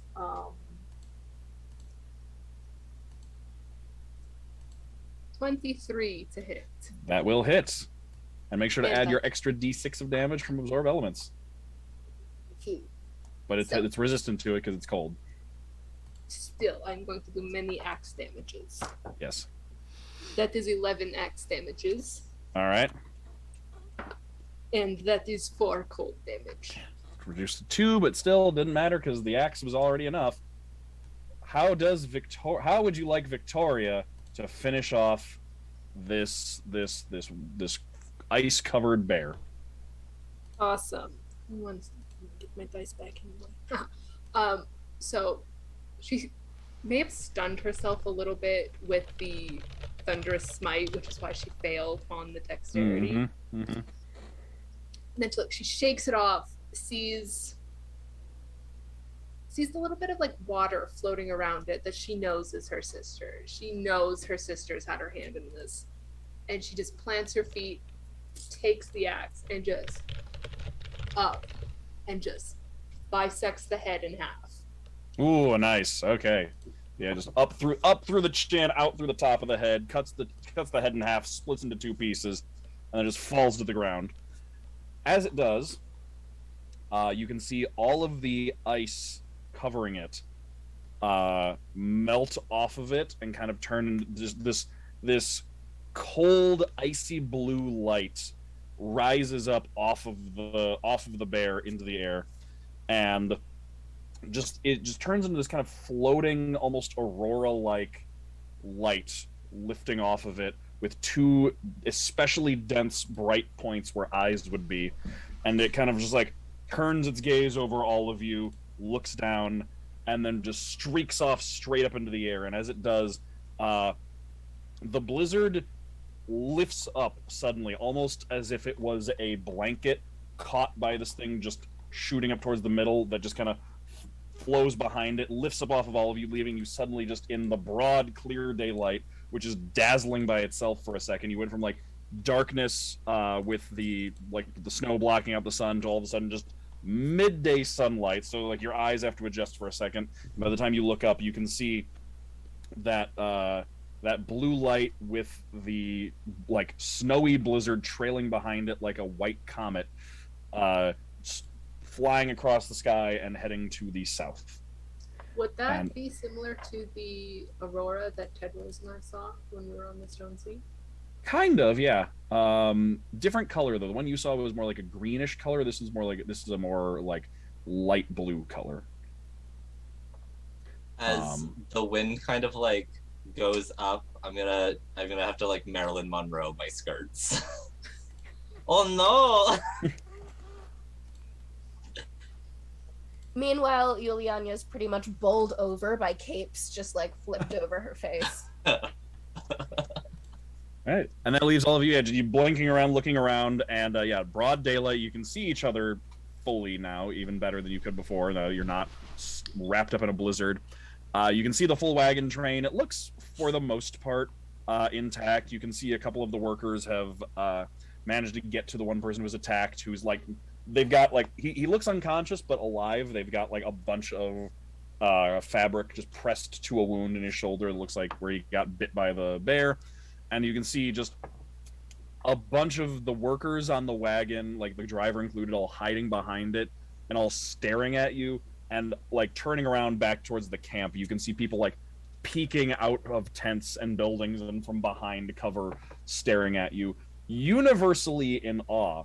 Great. Which is a good time to point out something to the audience that all of the players are aware of, which is that things like magic abilities, any sort of supernatural anything, are incredibly rare and practically unheard of in this world. They're the stuff of legends. You know they can happen. You know they exist, but vaguely, and everything is the stuff of fairy tales practically.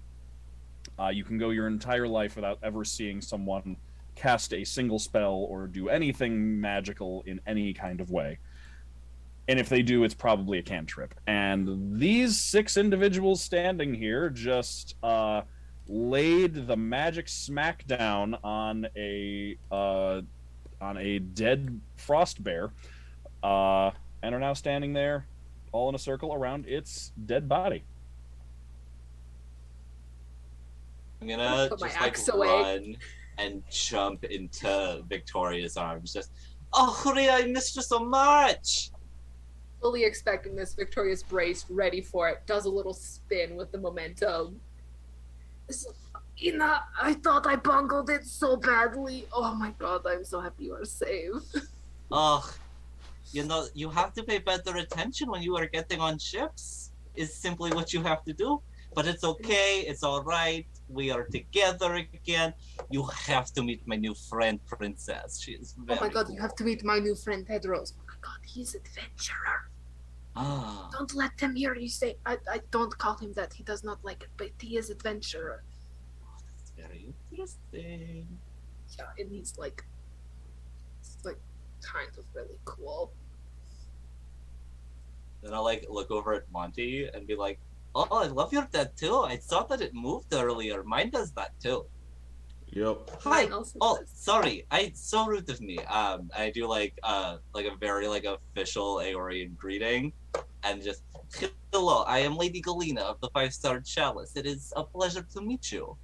And before Monty can even speak, Yulyanya has climbed out of her cloaks and run up to the group and goes, "Hello, everyone. I'm Yul. This is Mon.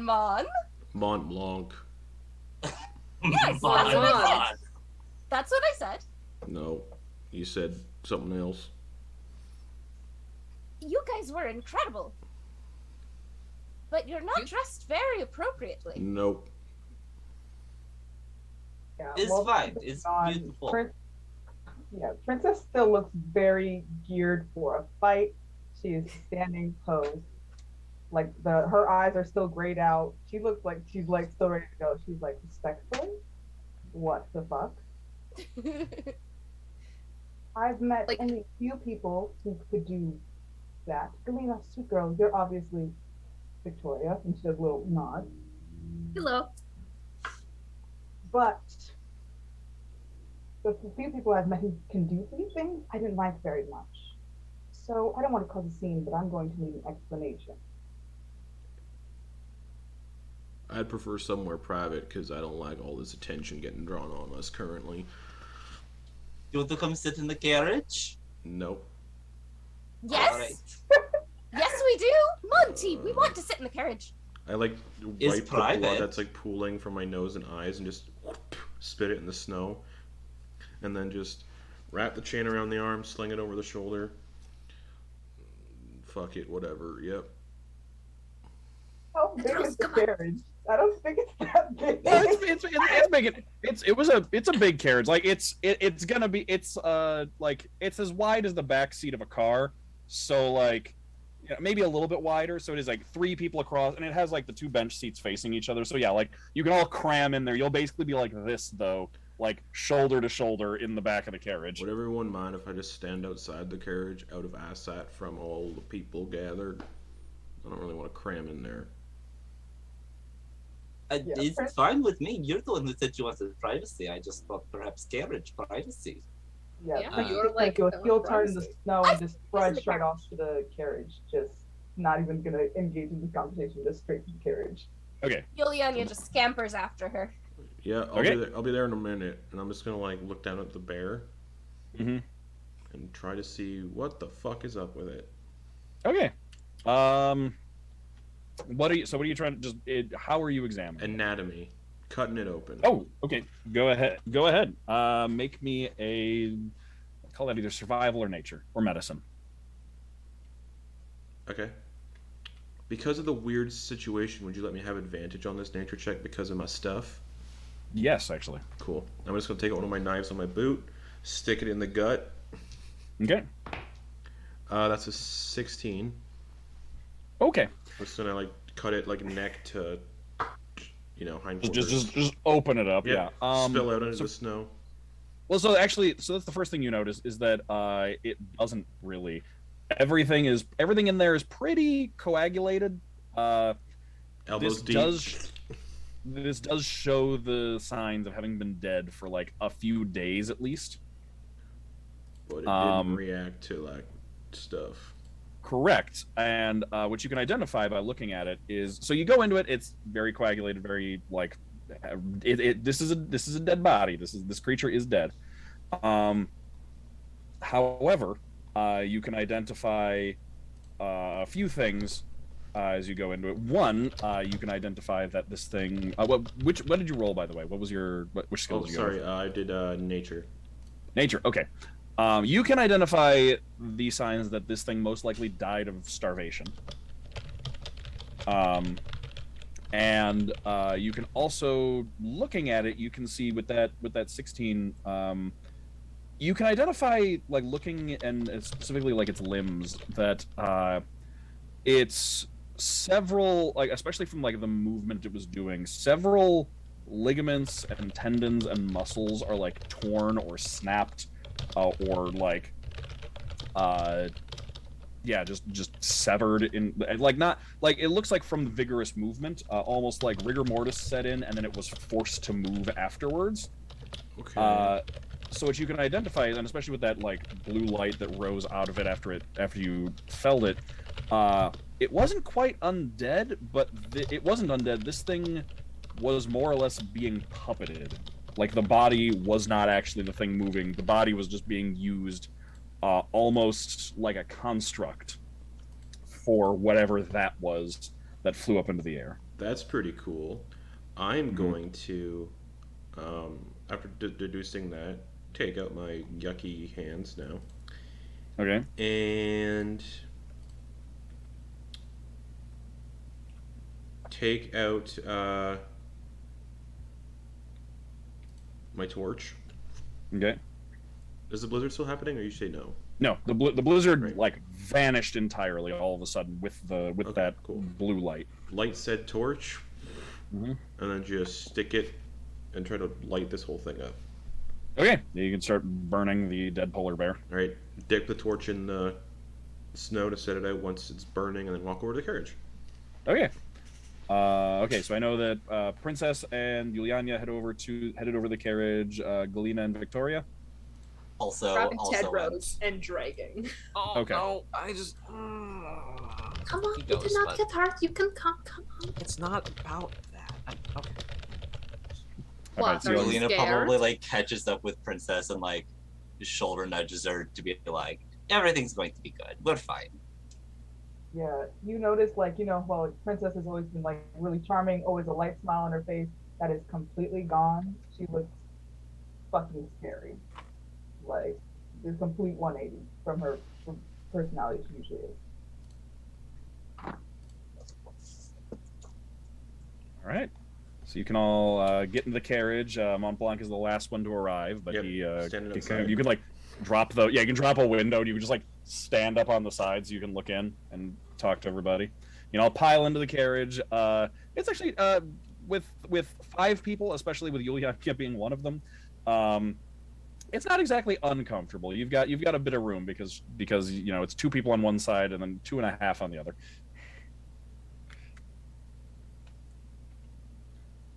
So you can shut the door, open the window. Montblanc's outside. Yeah. Sorry, I had to blow my nose. It's all good. It's cold. So yeah, Yulyanya is basically just chattering away at like no one in particular about how crazy everything just was and how many ice people there were, and then suddenly it morphs into talking about people that no one have ever heard of. But basically she's just kind of in a state of shock right now and just like motor mouthing. All right. Just out of curiosity, I'm so curious what the seating arrangement is here. If we've got like these bench seats that everyone has, like who's sitting next to, like who's crammed up next to who? Well, Yulyanya ran in right after Princess, so I imagine that if Princess sat down, she would sit right next to her. Okay. For like no reason at all. So, yeah, Just Princess will immediately be start in a talking. corner seat, foot crossed. Her eyes are still very much look like she's about to cast a spell. Okay. But yeah.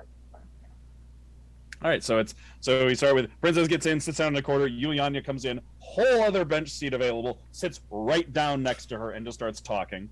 Yep. Galina and Viktoria would arrive into the carriage next. So where are you 2 sitting? I would sit on the bench with Princess and Yulyanya, just as like a kind of like this Tedros person seems like a little hesitant, and so because Viktoria has that rapport, I'm gonna let them sit together. Victoria's That's very dragging considerate. Tedros in by the arm. Yes, Tedros is definitely being dragged, but he's going. Okay. And yeah, Montblanc would also like be very on edge and not relaxing. Okay. Like, So you all get in. You're in the carriage together. You close the door. You open the window, and then there you are. right. Howdy. I believe, as Hello. the youth say, howdy. Yeah. So what's going on? I don't understand anything. I came here to find the creatures that took my family or whatever happened, and now we've killed the creatures. They're gone. They're gone. But no one I know is here. If it helps, well, Bear most likely died of starvation. And several of its like ligaments and tendons and all that fun stuff was snapped. Well, what do you mean it died of starvation? It was alive. It was fighting Well, us. it wasn't quite undead. More like it was being puppeted by something, like that thing we saw shoot out of it. That's not good. That's And I not burned the corpse just to be safe. That, You know that's what is good. not good, everybody? You know what is not great? We are missing the first important step of conversation, which is introductions. Yep. I agree. Very That's tight. a good idea. Yep. Yulyanya yells, "That's a good idea," and basically hops to her feet, which she can do very easily because I don't know how small this carriage is, but she's good. And she goes, "I am Yulyanya Skybringer of the Skybringer troupe. I came here to perform in the circus, and then there was an attack at the circus, and all of those flying creatures came, and then everyone I knew vanished. So now I'm here with Montblanc. He's great. Did you see his tentacles? I did. I Wonderful saw. tentacles. They're very cool. Well, yep. I'm Montblanc. Montauban. And I'm a man of the wild. I hunt monsters. That's why I'm here. Pulls a pipe out of his coat, like a Gandalf wooden pipe, lights it. We actually just hunted a monster on the way here. Yep, I got some of its meat in my bag. A big bad kitty. Displacer beast. Weird tails. It was everywhere. Yep. Wow. Interesting. Though And- I am Lady Galina of the 5-Star Chalice, and I am here as on a mission, I suppose, from my uncle. That's why I'm here, representing the House of the 5-Star Chalice. A mission to do what? It's a great question. We're mostly just here to investigate and see what's going on with the caravans and the merchants and the attacks and the missing. Good. And who are you? Where are you pointing? Finger pointed at. She just kind of does a wide gesture. Oh, Well, well, this is my friend. I'm going to allow him to go first. I mean, you should go after you went with your sister. You're absolutely right. I should go after my sister. yes. Hi, hello, everybody. I am Lady Viktoria of the 5-Star Chalice. I am also here to investigate some caravans and everything like that. And this is my friend Tedros. Everyone needs to appreciate him. I just like ruins. I'm just here to look around at some stuff. That's it. I don't do this. I mean, I He's an can do this. adventurer. I am not an adventurer. When Victoria says this is my friend Tedros, Yulyanya just goes, "Hi, Tedros." I'm hi. I'm not an adventurer. I fix things, and I'm really interested in what came before. I do not fight polar bears or land sharks. But you No, did. You fought the land shark and we almost won. If not for the I- land shark being little bitch and running away, we would have won. Okay, well, I was almost bitten in half yesterday, and Same. I almost watched. So soon. Someone almost got bitten in half today, and this is exactly what happens to adventurers. So, pardon me for not wanting to engage. That's pretty accurate. Yeah, to be fair, I'm not quite used to being injured all the time. And she just pulls a cloak up, and you just see that gashy, icy wound. I'm very sorry. I've used all of the magic I can today. Oh, that's okay. You did a really great job helping. I just do. You mind if I? Can I? Yes. Okay, great. And he reaches over and he'll use his last first level spell to cast Cure Wounds. Oh my gosh! Thank you so much. Nope. It's well. I mean, since that's why we're here, right? To talk about this. And to become friends. Well, you seem like nice Yes. enough people. I mean, Sure. Yep. Victoria's great, obviously, but and I. Did am- you hear that? I'm I great. heard it. I agree. Oh, okay. Yeah, upon seeing Tedros cast a healing spell, you printed like the gray from her eyes, like she fades, and like the dark room around her kind of fades away. It's like, well, I don't think any of you are here to kill me, so you can call me Prince. Woo.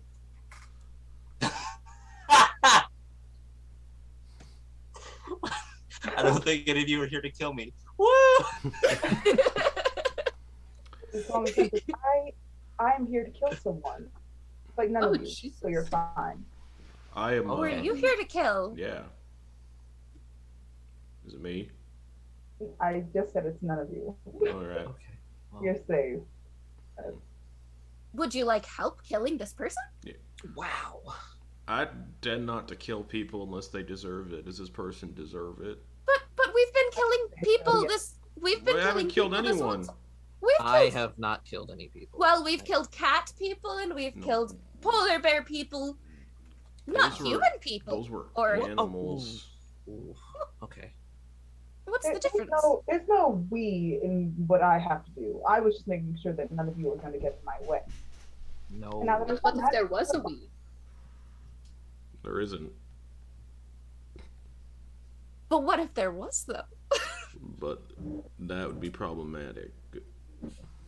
Monty, you know there's already a we. You said you'd help me find my family. Yeah, we thought those were the ones that did it, and But there's no family in sight.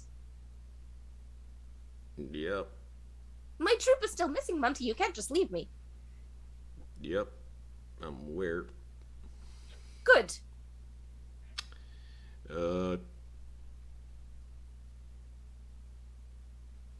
Yep. Well, Sure.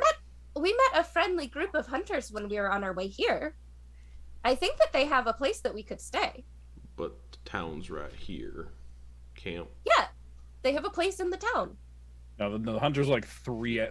days, like 2 days back. the way Oh, you that came. was Yeah. it was this town. Nope. No. Yeah, they're Oh. a few days back. Tedros and I have secured a place for the two of us, so we could possibly try and get some for the other ones. Is That would there be great. window on this carriage, or is there only one window on the carriage? There's one on either side. Okay, so Princess, ignoring this conversation, is gonna look out the window to see what they're doing outside, because I'm assuming the train didn't start moving again. No, it hasn't, but it's about to. Like, they're getting everything hooked up. They're checking on the animals and everything. It's very close to like arriving, so they kind of just need to move it like a few hundred yards down the road, and then like they can park it. She just wanted to see if like they were like hovering or like waiting for them to come out of the carriage.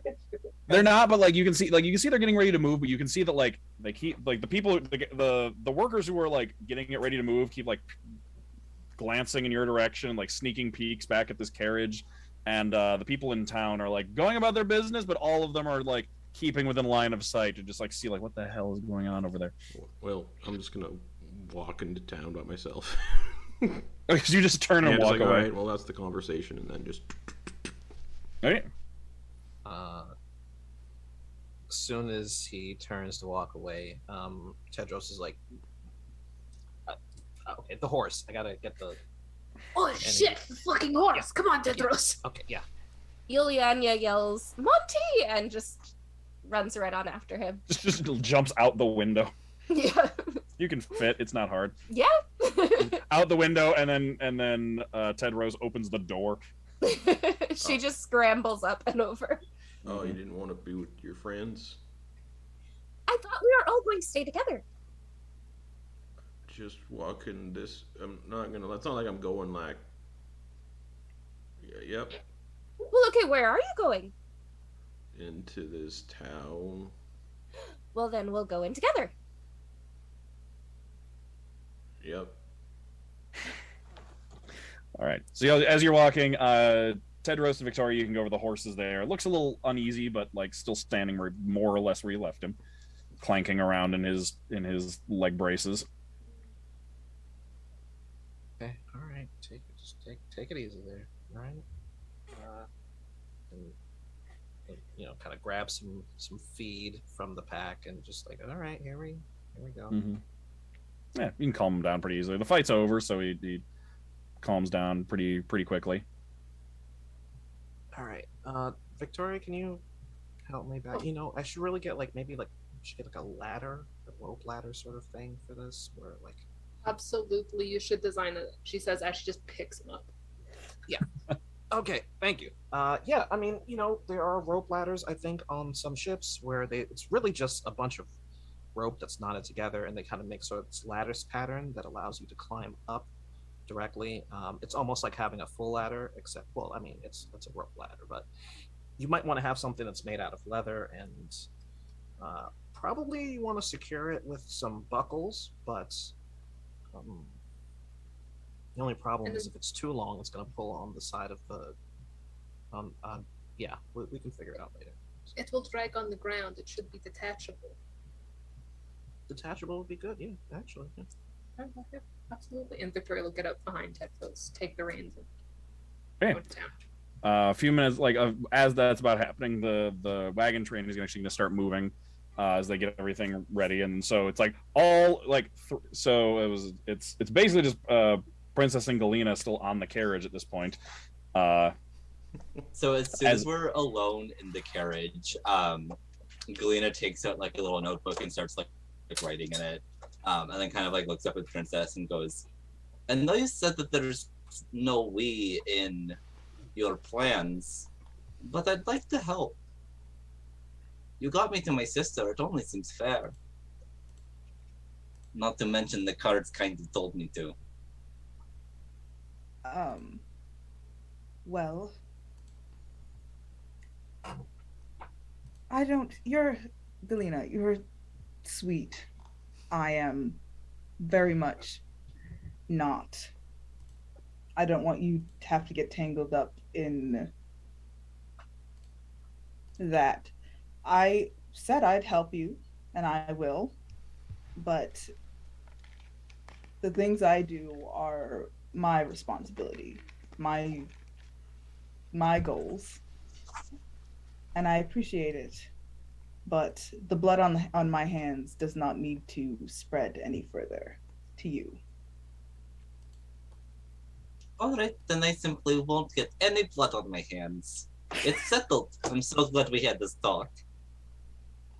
All right. And then before like Princess can like respond to her, she like is 100% like back into her notebook and is just like oblivious to the world. It's like, sorry, I am a noble, and when I decide I want something, I usually get it. Yeah. Okay. Yeah, Princess is gonna take out her loot and just like tune it. Let's see if it's like damaged from the fight at all. And Okay. All right. So separately, but around the same time, all three of you just kind of get into the town proper. It isn't really a full town. Again, it's just like kind of a makeshift, like almost like a trading post, really. This is the best naval approach, or like the best aquatic approach, place for a place to dock, basically anywhere in this general vicinity. So this area has kind of sprung up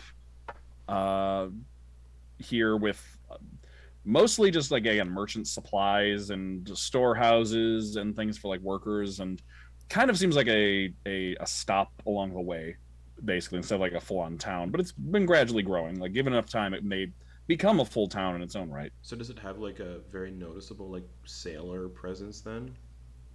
Uh, Fairly, but it seems like they're all specifically Yorian Empire sailors, Okay. and like Definitely specific to. Still on edge. Okay. Yeah, like noticeably like looking around, taking in everyone he sees. Okay. All right.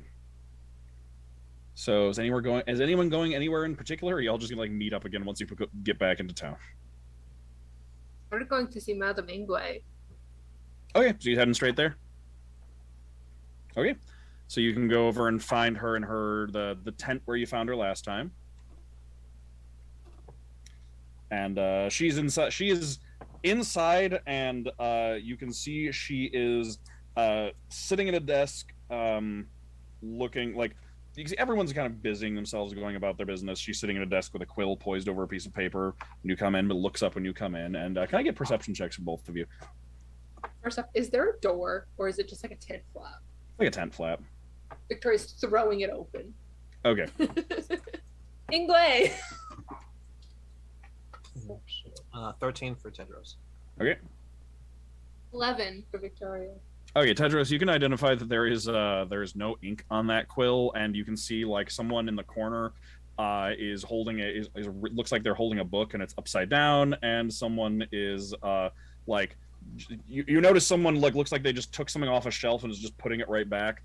You get the sense all these people were staring in your direction before you came back and have just busied themselves as soon as you walked over. Yes. Hello. Hi again. Welcome back. Yeah. Hello, good friend, Madame Ingwe. I come bearing great news. What kind of news is that? Tedros' armor for the horse worked. The horse survived. It's more of a sleeve than an armor, but yeah, it did the trick. There was a little bit of denting, and you'll notice that there are some places where the rivets didn't quite hold as tightly as I wanted them to. Did you take it off the horse and bring it in, or is it still on the horse? It's still on the horse. Okay. It's still the horse. Can I take a look at that, actually? Yeah, absolutely. Yes. And she like walks around like the counter she's behind and goes to follow you. Great. Yes. So there are some places here you can see where the rivets didn't quite hold as well. It was kind of a rush job, so normally we'd have a little bit more time to make sure that everything, all the highest quality materials were used. Obviously, we're gonna probably want to not use stove piping, something a little bit better designed. There are some mobility issues, so you won't be able to go very quickly. I think I might be able to work around that, but it would take some more time. That being said, if you anyway, yes. Did you happen to draw up plans for this or write out anything? Yeah, actually, yeah. And he kind of roots around in his bag, and like shifts the crossbow that he had slung over his shoulder and didn't draw, and pulls out his notebook and it's like, yeah, I got him right here. I would be willing. I have to see what I can do, but I'd be willing to compensate you for those plans. Yeah, I think that's doable. Yeah, I think that's fair. And you can confirm that you were able to traverse the Stone Sea with them. Oh yeah, and I am very happy to say that we were not eaten on the way, but we went in and came back out. If you look here, and he'll point out places where there's like denting from the stones. It's like, again, it's the material that we use, but it's still held up, and the horse is doing all right. So yeah, I think it was a success. Excellent. If I could have those plans, I will. If you're planning on staying, I can work out your compensation. But the sooner I could get those plans from you, the better. Sure. I think I can probably write up a copy for you. Something a bit better. Fantastic. Probably add a couple of notes based on what we saw. So, Of course. Yes. design. Yeah, sure. I can do that. Wonderful, magnificent, and the prototype that you made. Can we keep that as well?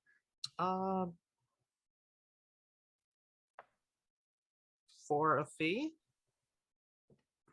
Understandable. Yes. Okay. Yeah.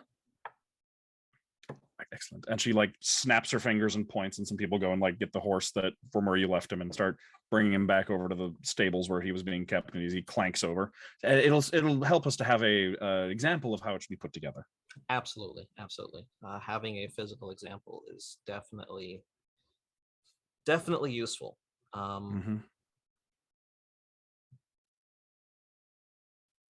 Yeah. I'm sorry. I'm just kind of putting things together in my head. Not at all.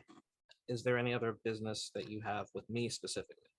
None that I can think of, but thank you for this. We'll be in touch to talk about the design and your compensation. As soon as you have the plans, please bring them to me. All right, I will do that. And Wonderful. Hand it off to Lady Viktoria.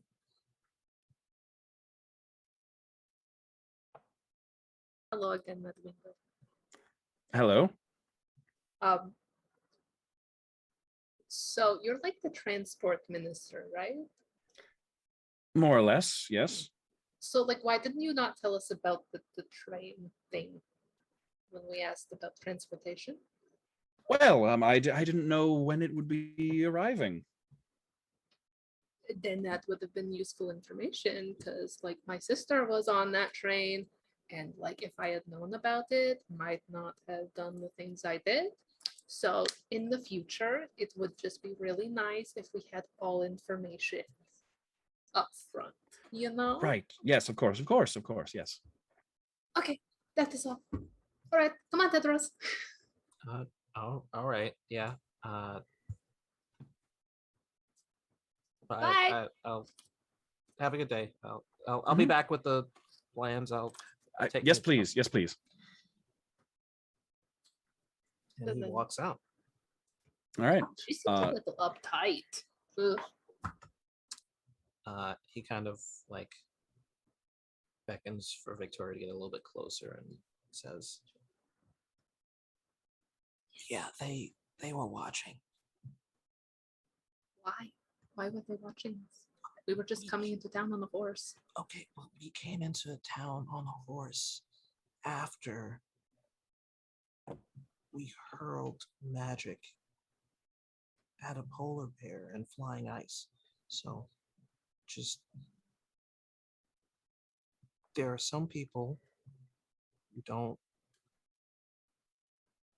I don't know how things are where you come from, but it's not usual for most of us. I am very happy staying low key, and I am not upset that we did what we did, but I am also very concerned that I am now going to have to answer a lot of questions that I was hoping to not have to answer. So just keep that in mind. What questions? There's nobody asking you questions right now, Tedros. You do not have to answer anything. And if I could interrupt, you hear in the distance, Tedros! And see Yulyanya sort of dragging Monty because she saw your horse take off in this direction and just followed suit because she really wanted everyone to stay as a group. I'm just looking for a place to drink. That's all. I'm just looking for someone who has answers to all of my questions. That depends on how many questions you have. The width and breadth and specificity will determine a lot about how much any one person could answer. Question number 1. Okay, we have. What were those ice things? Could Montblanc try to figure it out? Go ahead and roll me a monster hunting knowledge check. That thing, Arcana, history, investigation, nature, or religion.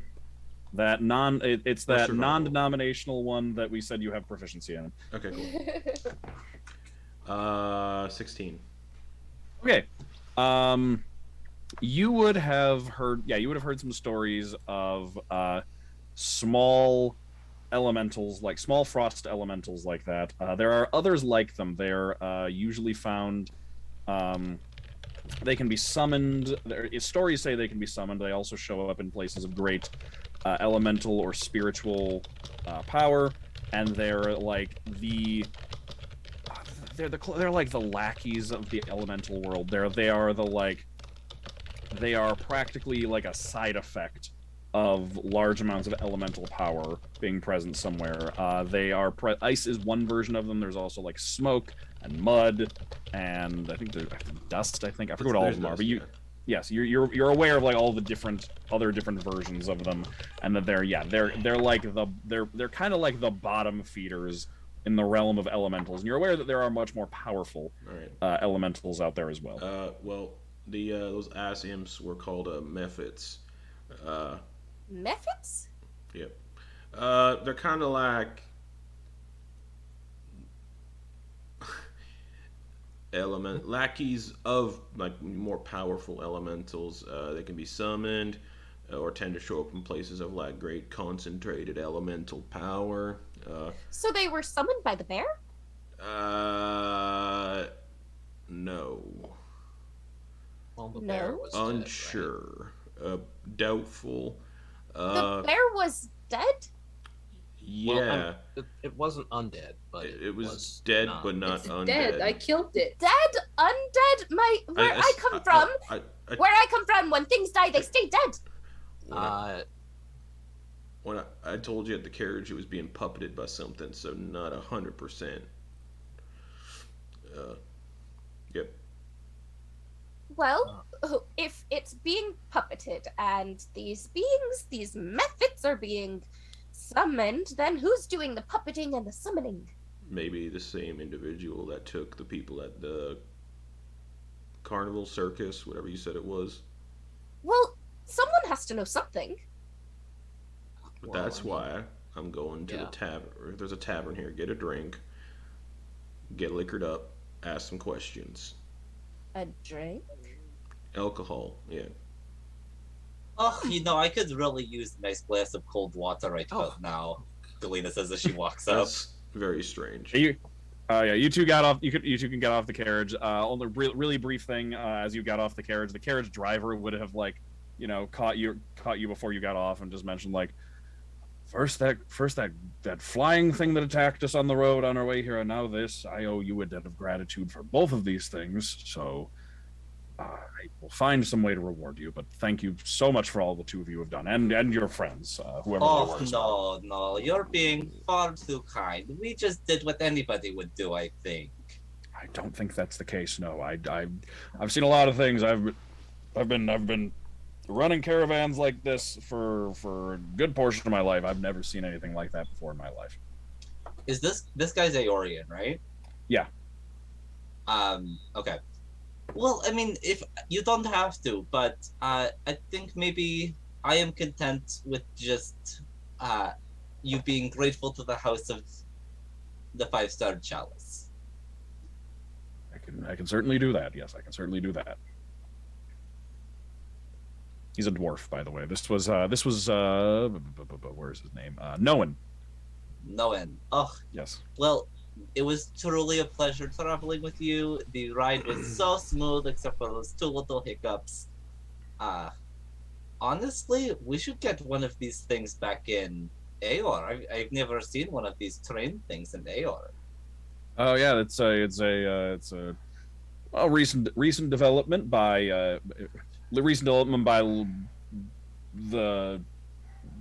merchants that are kind of in this area. Need to move goods up and down the coast quickly. Great. Very interesting stuff. And she's like jotting shit down in her notebook again. Mm-hmm. Oh yeah, thank you again very much. Let me know if you need anything. Oh, stop it! You be safe now. We have to go meet up with our friends. Yeah, all right.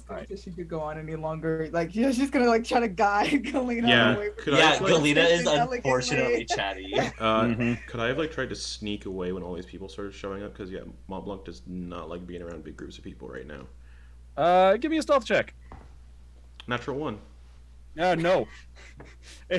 You go to turn and you try to turn and go, and you trip over one of Yulyanya's many cloaks and just like stumble and like try to catch yourself on something, and it's a table. You think it's a table, but it's actually a much smaller table with like a baking pan extending off of it with like a stack of pots on it. You put your hand on that to try and steady yourself, and it just goes out from underneath you and like catapults a bunch of pots into the snow, like clang, clang, clang, clang, clang. I just keep walking. All right. Everybody notices Montblanc just almost eat shit, dump a bunch of pots and pans loudly into the snow, and then just walk away. Walk away like it doesn't even bother me. Just. Tedros will just kind of look around for a little bit, and then he'll just walk over, and he'll slowly like stack the pans, put them. You're like I repaired the handle on this one a few days ago, actually. Exactly. Is this your tent? It's not mine per se, but I've worked on it. It's just like if it sits in the snow, it's gonna get rusty, and then you have to get Right, cannot have rust. Right, absolutely. I remember you telling me about that. Yes. A light bulb goes off in Yulyanya's head, and she remembers the moment in the battle of hearing Celestial, and she walks up to Tedros. It was Tedros, correct, who spoke Celestial? And says, Kosut so shunsin si sukumdet? And it's just really broken, and it means you speak the language of my sister? And he will respond back. He'll respond back in common. Yes, I do. How? Is Yulyanya close enough for Viktoria to hear? Yeah, probably. Victoria will respond in Celestial, be like, "Oh my god!" And Yulyanya's face will just light up. She'll say, "There's more people who speak sister's language. That's amazing. Where did you learn it?" Well, a lot of reading. Pronunciation is a lot harder if you're reading it than if you learn it from a native speaker. Oh, I've never read it. There are a couple of books. I have some old notes, and there were some books back home that have it. Wow. Do you think you could teach me to read it? Yeah, sure. I mean, it's once you figure out, the grammar, the word composition, it's pretty straightforward. The hardest part is always trying to figure out some of the colloquialisms and some of the mannerisms. That's something you need a little bit more immersion in the language itself. And as Tedros speaks, you can see like the wheels not turning in Yulyanya's head with like every passing mention of grammar and things is just not really connecting. Yeah. But she's definitely nodding vigorously. Yeah. I think Tedros catches on. He's used to people kind of getting, like a mile into whatever he's saying, and then it's just a full stop. So he's like, yeah, so we can work on it. The details are less important right now. Well, thank you. And Yulyanya just sort of zooms in to give Tedros a hug, if allowed. Oh yeah. Just shoots right into your arms. Okay. You are making friends, Tedros. Yeah, friends are good. I like friends. Friends are great. Friends are good. Oh, before I forget, you regain 9 hit points from the earlier cure. Oh yes, thank you. I need that. A princess seeing this conversation half in a language she doesn't know, people who are kind of loud. She's gonna be like, "Excuse me," to Galina, and like follow after wherever Montblanc is going.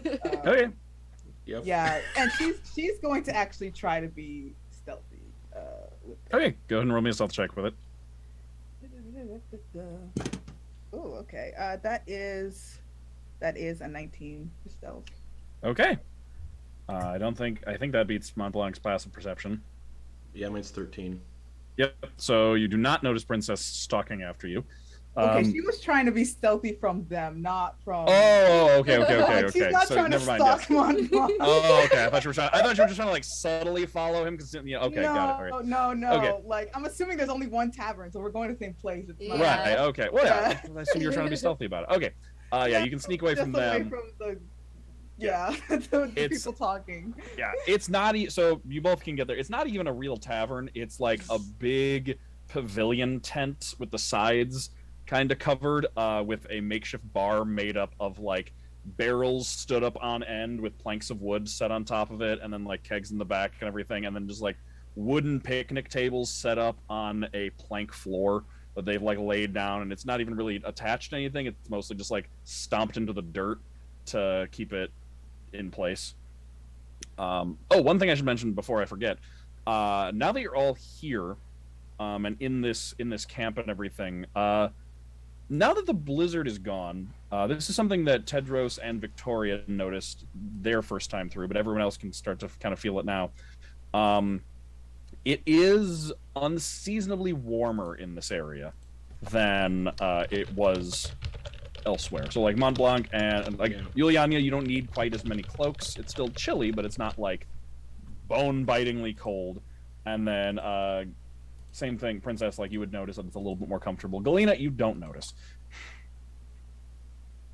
You're just like, it was fine before, it's fine nice now. out. Yeah.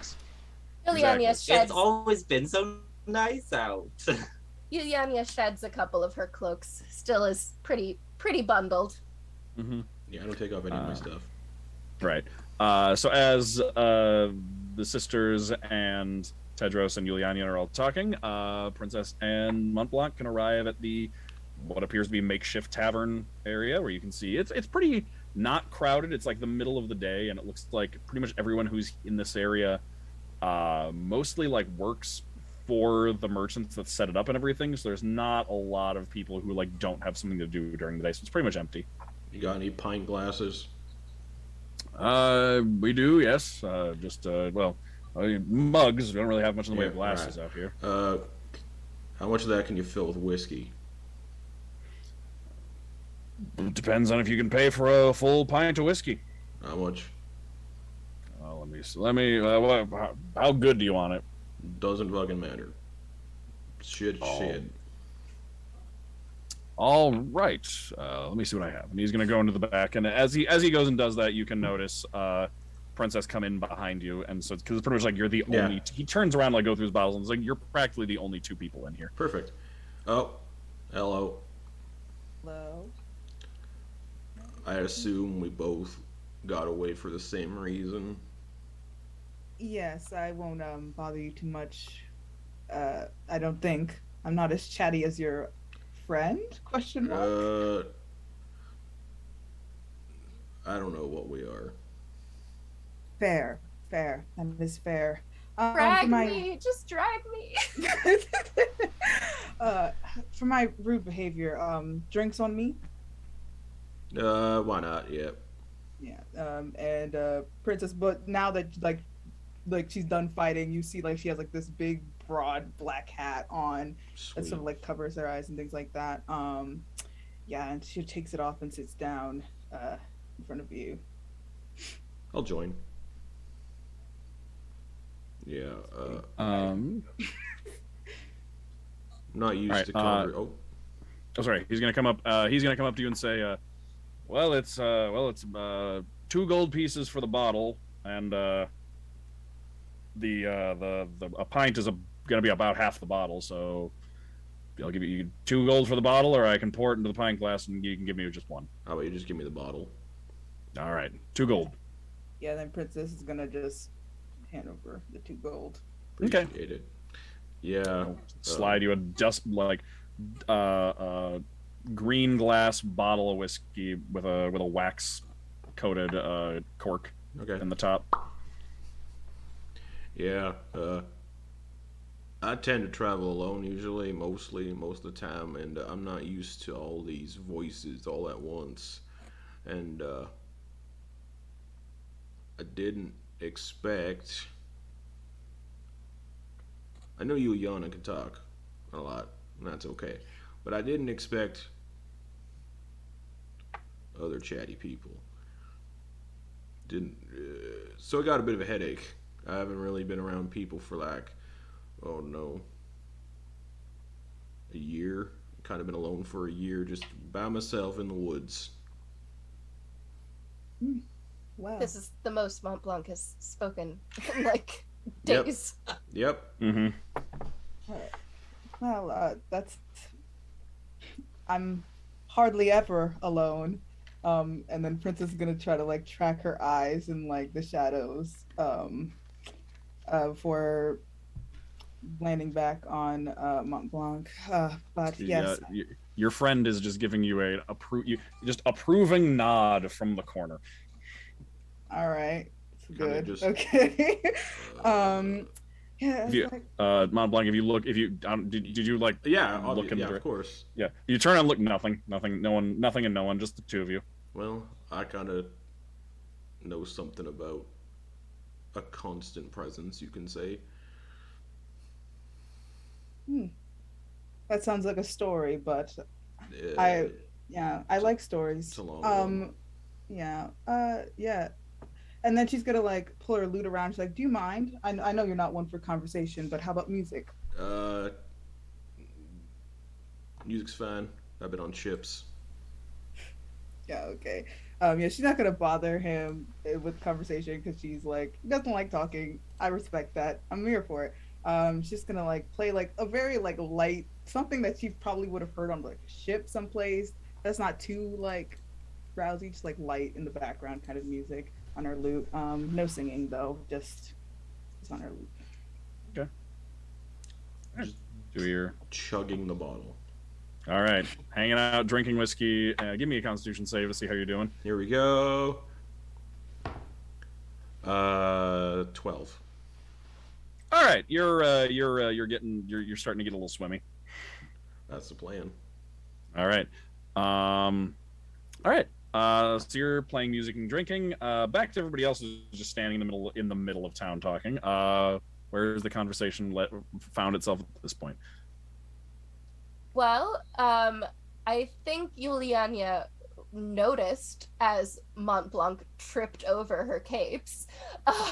So I think she's gonna just ask, "Oh, did you want to go drinking?" I think that's where Monty's headed. Seems like a little how do I put this nicely? He seems very grumpy pants. Grumpy pants. Yeah, that's our Monty. Well, I mean, maybe not grumpy, just like not used to people. Like, He doesn't have a lot to say, but he says a lot with his actions. Yeah, like fucking tentacles, just Exactly.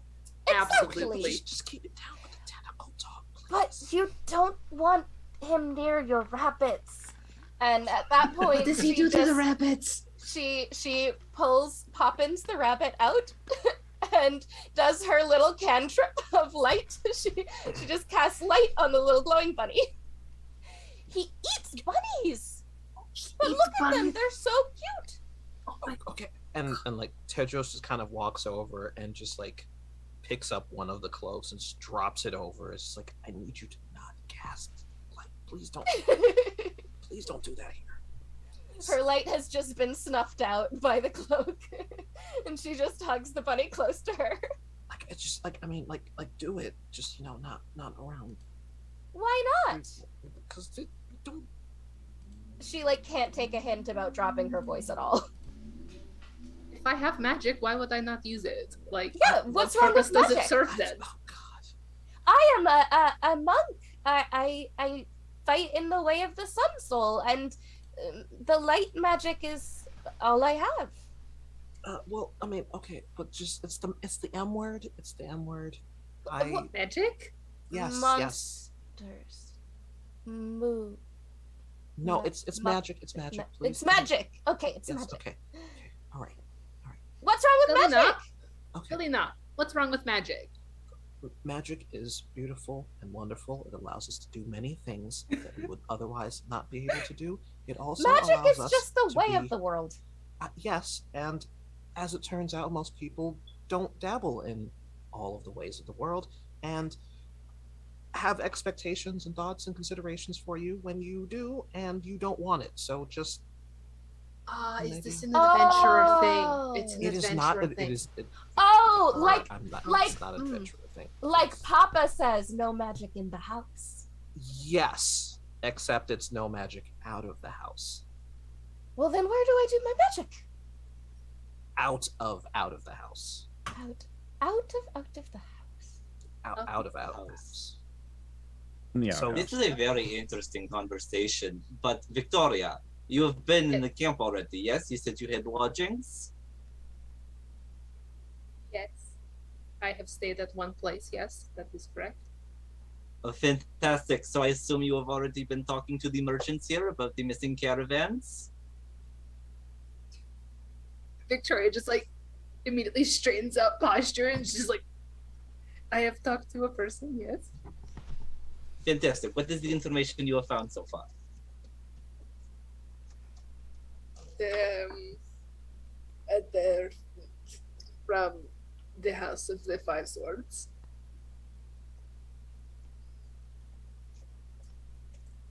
That's Madame Ingway, That's the it? the transport minister. That's all we have is that they're from the House of the Five Swords? And they miss home. They miss Aeon very much, and they are kind of mean, but they trust fate, and they gave us a horse to come find you. But the information that I had was incorrect, so I did not find you until you kind of crashed outside of town. Questions? Yes, friend. Yes. What is this house, and why does it have so many swords?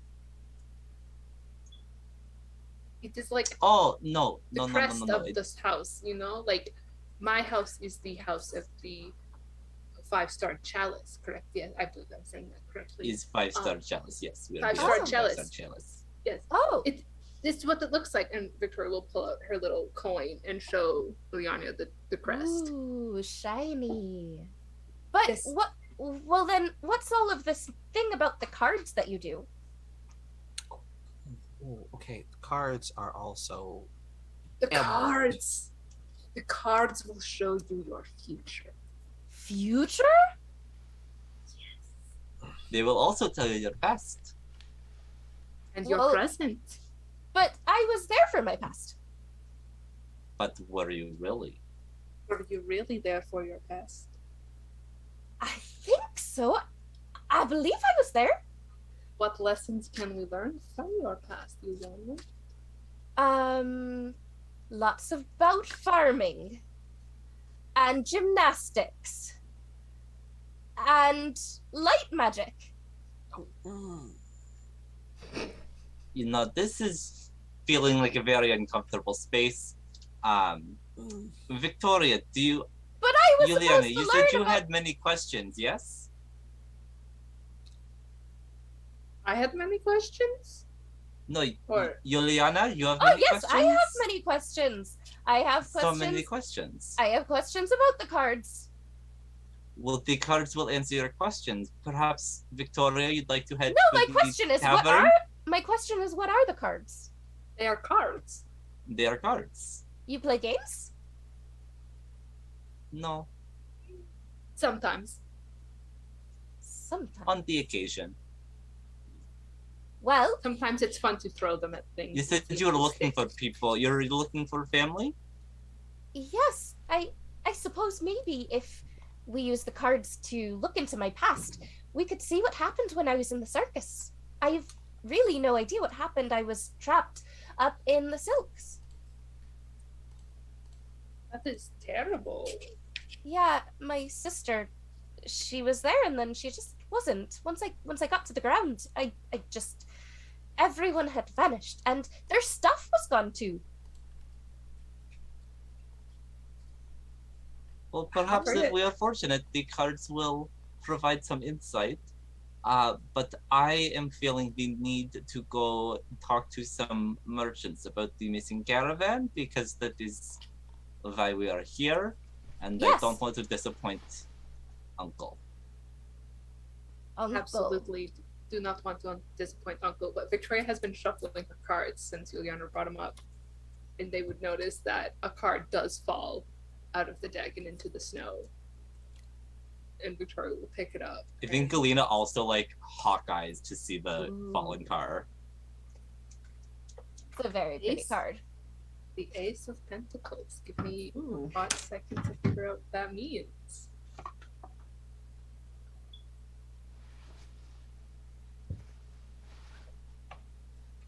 Tedros, when he sees the card drop out, just casually takes a little step backward.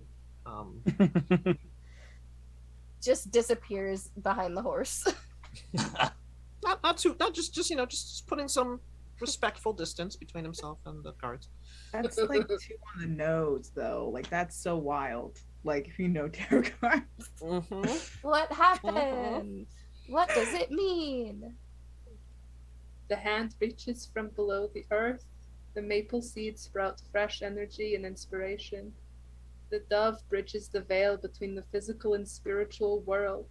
The key is the gift of new opportunities. This card offers clarity and direction. I'm not quite clear on my direction. Well, then we'll have to look further into the cards. The cards Okay. told you need direction and clarity, so Well, have to will the look a little cards will the cards tell me the direction to the tavern? Because Monty is alone, and I'm a little bit afraid that if Monty's alone, that he's going to be lonely. He doesn't talk much. He doesn't seem like the person to get lonely by not talking to people. I think he does. He just won't say it.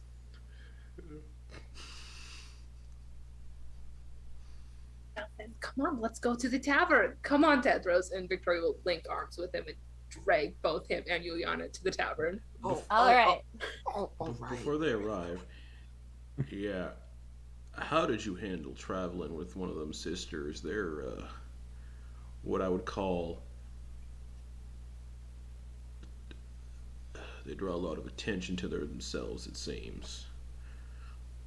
Well, I am very good at, I feel like talking to multiple people. Galina is only chatty and bursts. She gets into her own head a little bit, and then we have moments of quiet. I don't think she was too much, and I am myself a performer, so I can turn it off and on. Usually when it's off, it's off. But she wasn't, too. I mean, reasonable amount of attention to her, but Whale calls. yeah, that was new. I It's the card haven't stuff traveled that, much on the sea before, Yeah. but that was very strange. I can't really judge how someone calls upon their magic. same, yeah. To be yeah, honest. yeah, the tent that was also very interesting. Are you're Yeah. a seafaring man? Not anymore.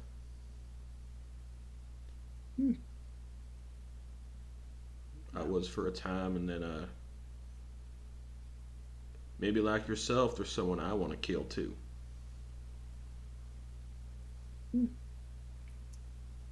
Well, I hope that opportunity arises for yourself Me as well. at and some point. I hope yours does as well. Yes. Me as well. I hope I find them somewhere around here. They should be down this way. At least that's what I was told or heard. If not, I took a very interesting vacation if they're not down here. Yeah.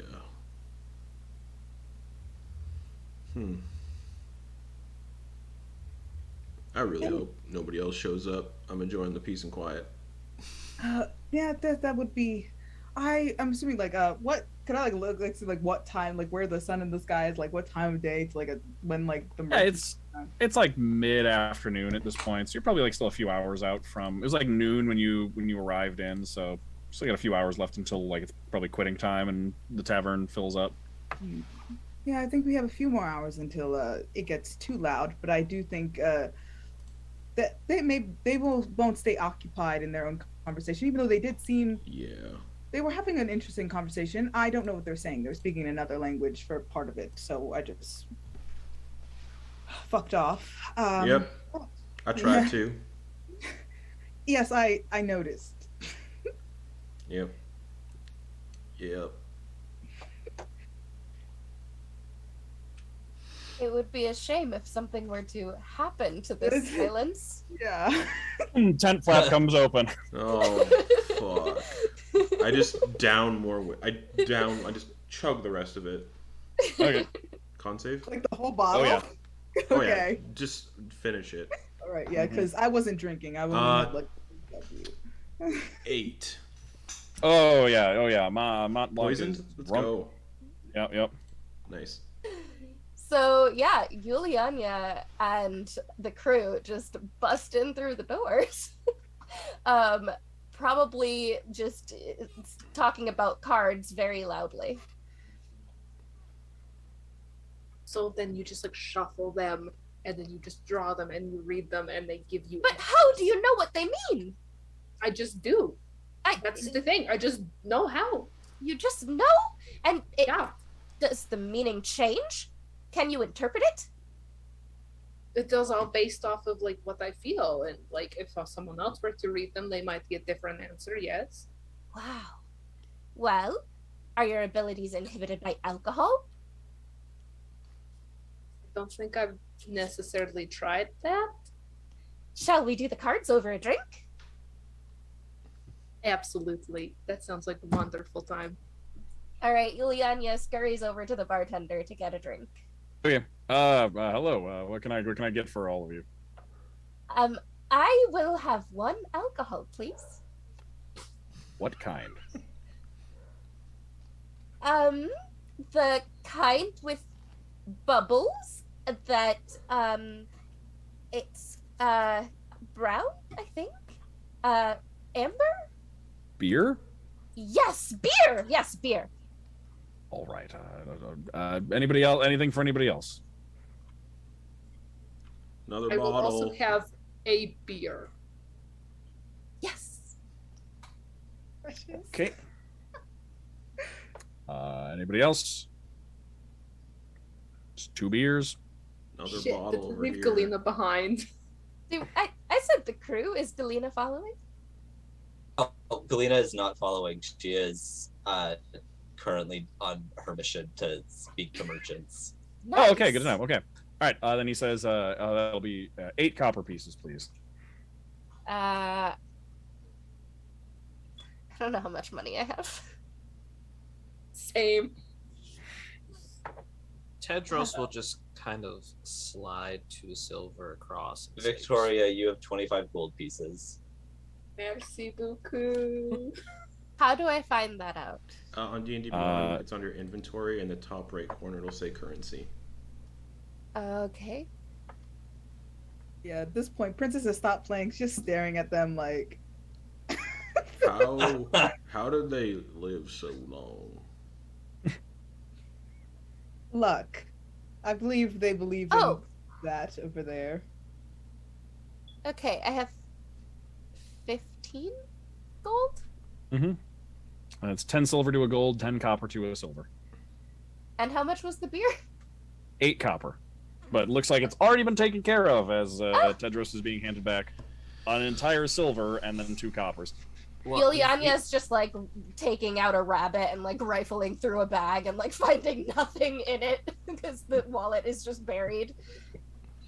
Tedros is like, well, no, the other silver is because I think I'm going to also need another 2 beers. Oh, all right. Then he'll give you 4 copper back and give you another 2 beers. Princess. You know what? Thank you. Just make it an even 5. Just make it an even 5.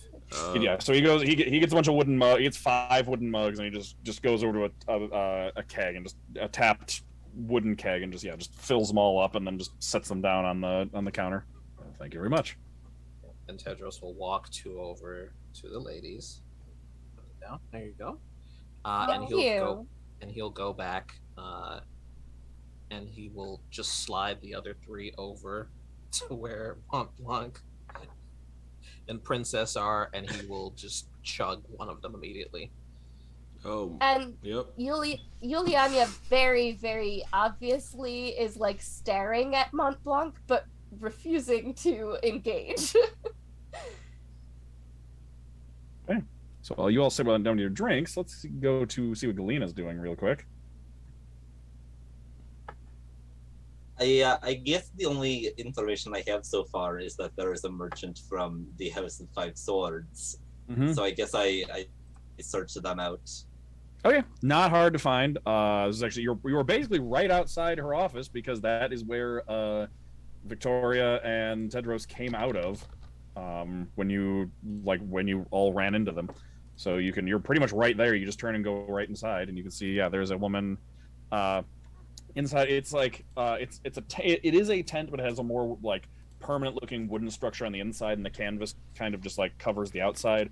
You like step up onto a wooden floor that's been constructed, and there are like bookshelves and things inside with ledgers and notes and records. And she is sitting behind a human Aeorian woman is sitting behind a counter, and she stands up as you come in. And she says, how can I help you? Hello, it's so lovely to meet you. My name is Lady Galina of the 5-Star Chalice. I believe you know my sister? Yes, is your sister Viktoria? That would be the very one. Yes, I am. I'm Ingwe of the Five Swords. Fantastic. What do I know about the House of Five Swords? Let me try. Let me think. They are let's see, that'd be southwestern, or no, northwestern actually. She has the northern naming convention. Nope, wait. Nope, Southern Naming Convention. I need to get that straight in my head because you're in the Southern Hemisphere. Southern Naming Convention, and they're primarily an agricultural region, mostly farming, not exactly very prominent. Produces like primarily food and wool in that region. I am afraid that I am not here on pleasure. I'm here in the official capacity representing Lord Liam of the 5-Star Chalice. We've been sent here to look into the missing caravans, the attacks on the merchants here in the area. I see, that explains your actions earlier. Sure. The attacks on the caravans. You stopped an attack on a caravan. Oh, yes, of course. Yes, that because that's what you were investigating, correct? Yeah, that's things like that have been happening up and down the coast, more and more dangerously, I suppose, more in a more dire circumstance. That's been the most frightening one that we've had so far, and you all managed to bat it away like it was nothing. Oh, well, that is good news for me, I suppose, isn't it? I suppose so. But yes, do you have a ledger, perhaps, of all of the routes that have been taken, the times that they have been taken, the times of the attacks, the ones that have gone missing, the ones that have had deaths? Just as much information really as possible is what I would like. Yeah, I don't have information that much detail, I'm afraid. It's mostly just cargo manifests here. We don't have a means of tracking time very well. Dates, yes, but things can be delayed or arrive early, so we don't have any exact numbers like that for you, unfortunately. I can tell you a few of them, but primarily it's all been attacking along the route that you traveled, I believe, along the route of the wagon train. Interesting.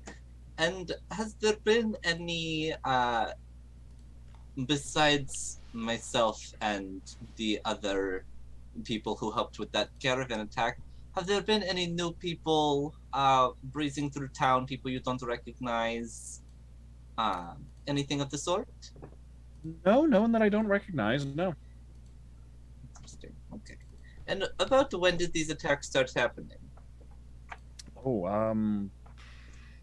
About weeks after we first arrived, I think. All right.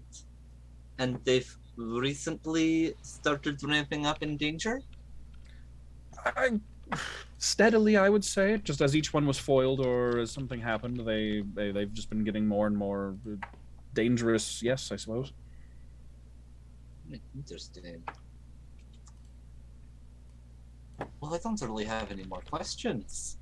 Just, Okay. I'll take any of the dates that you have. All right. She'll start going through her ledgers and everything. You can sit there while she goes through the information that she does have and like looks up correspondences and things about them. And as she starts giving you the dates, there's not really a pattern to them necessarily, in terms of like what, like, you know, this many days. Sometimes it's like there's a 2-day break between them. Sometimes like a whole week. Sometimes there's more. It just kind of depends. It's not really any specific pattern to the dates of the attacks. Okay. Well, I personally can't find the pattern in the information you provided so far, so I guess there's more sleuthing to be done. But I have to go make sure Viktoria isn't making a fool of herself at the tavern. Before I go though, is there any way I can get the message back to Aor? I don't know that we have any ships traveling to or from Aor anytime soon, unfortunately. That's quite unfortunate. Alright, well, thank you so much for your time, and if anything, any more information comes up or anything like that, please let me know. Of course, of course.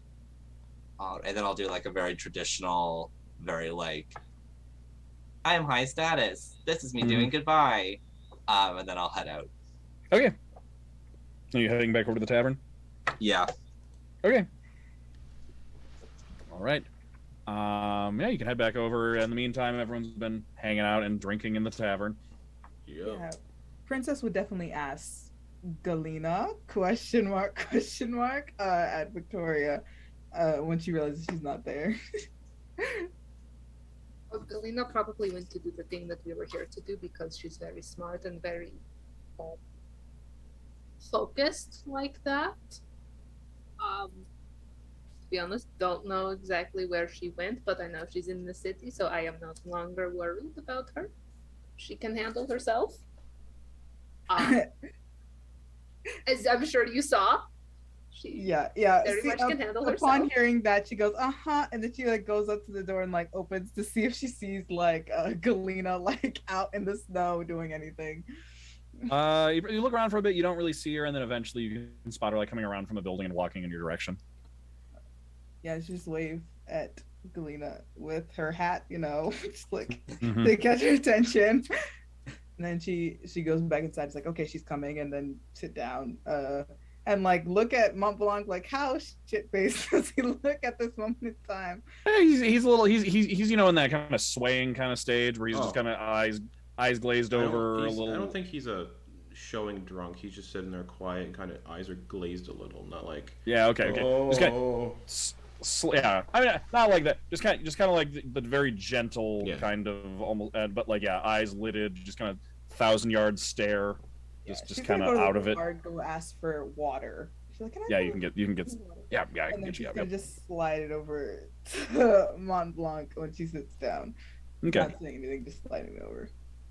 Okay.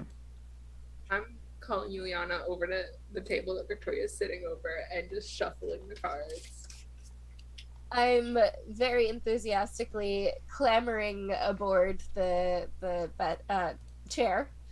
And... It's a bench. It's like a picnic table, basically. Okay. And then just sort of slamming fists down and big, like, all right, so how do we get these cards to tell the future? Okay, I'm going to shuffle them. You are going to tell me when to stop. And then I am going to take out 3 cards and tell you the meanings. Okay. Okay? Okay. Ready. Tell me when to stop.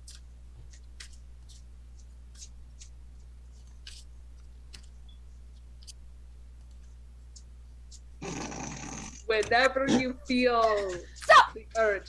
Okay, stop. Stopped. Right. 1, 2, 3. Oh, okay. All right. Lovely. 1 card.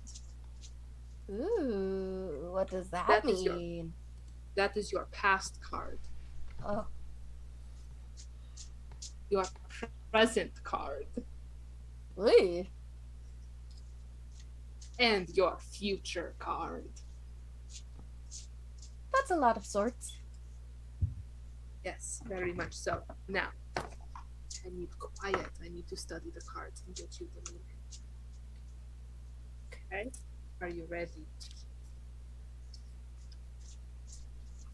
Your past is full of loss and grief. You are caught up in those feelings. Your present. Damn.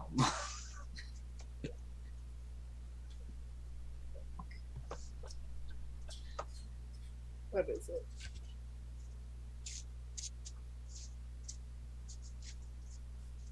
Your present suggests that recent burdens are coming to an end, potentially related to those loss and grief that you are feeling in your life.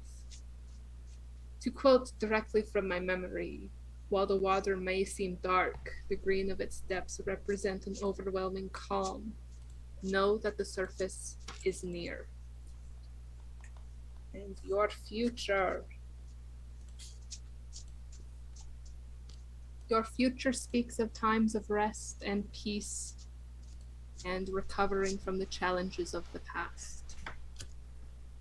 I see a lot of grief and loss in your life, but you are on the correct path to find the answers. You are doing the right thing. I thought it was going to tell me where my sister was. It won't tell the exact location, but it does say that you are on the right path. On the right path? I mean, the right path? How is there just one right path? There's not one right path. But currently the one that you are on is the right one. Yulyanya looks skeptical. You can tell that she is excited for this new form of magic, but very hesitant to believe in it because she can't really understand it. Okay. So she just starts chugging the beer. Are we at the same table, or are you guys at a different table? Like how? I think it's two different tables. We sat at a different table. Yeah. We're like right beside your table, but at a separate table. Yeah, Yeah, head there's on the- the table. And Yulyanya keeps like sneaking glances over at Monty to like make sure he's okay, but like is very invested in the cards. Okay. As you're all sitting there, and about when Galina gets there, Princess, you hear a sound that you have not heard in a very long time, but it immediately cuts through the sound of the camp and everything else. Everybody else hears it, but it blends in with all of the background noise to everybody else, so no one actually makes it like distinctly catches it. But to you, you hear this almost like ratcheting sound, just like outside the tent somewhere. Okay. And is that clicking the sound of hunting or like sending out? Like it can be in the sending out. It can be it's part of the process. It's the there was how do I say this vaguely? Training was also a part of it as well. Okay. Yeah, she's immediately at attention, gets up, leaves her loot at the table, walking out and trying to like look into the direction of where the hell that just came from. Okay, you can hear it actually. It's erratic but consistent. Like it keeps coming up at like at odd intervals. You can't see it, but you can tell. You can locate it. Like get a location. It's coming from the direction of over by the water, over by the docks. Still like in town though. Okay. She is going to cast invisibility on herself. Okay. And follow the noise. Galina has just like stepped up, like as if she's gonna like walk away with Princess, like noticing something, and then Ember just goes invisible, and she's like, "The fuck?" Okay. Would All I right, have so like you just- noticed that she said "what the fuck"? Like Probably yeah. yeah, So wait, you have invisibility? I do. Oh, okay. Yeah, shadow touch thing. Yes, that's right. Yes, I was like, wait a minute, but yes, that's right. Yeah. And yeah, she's gonna say, she's like, she's just gonna like stay here. I'll be back.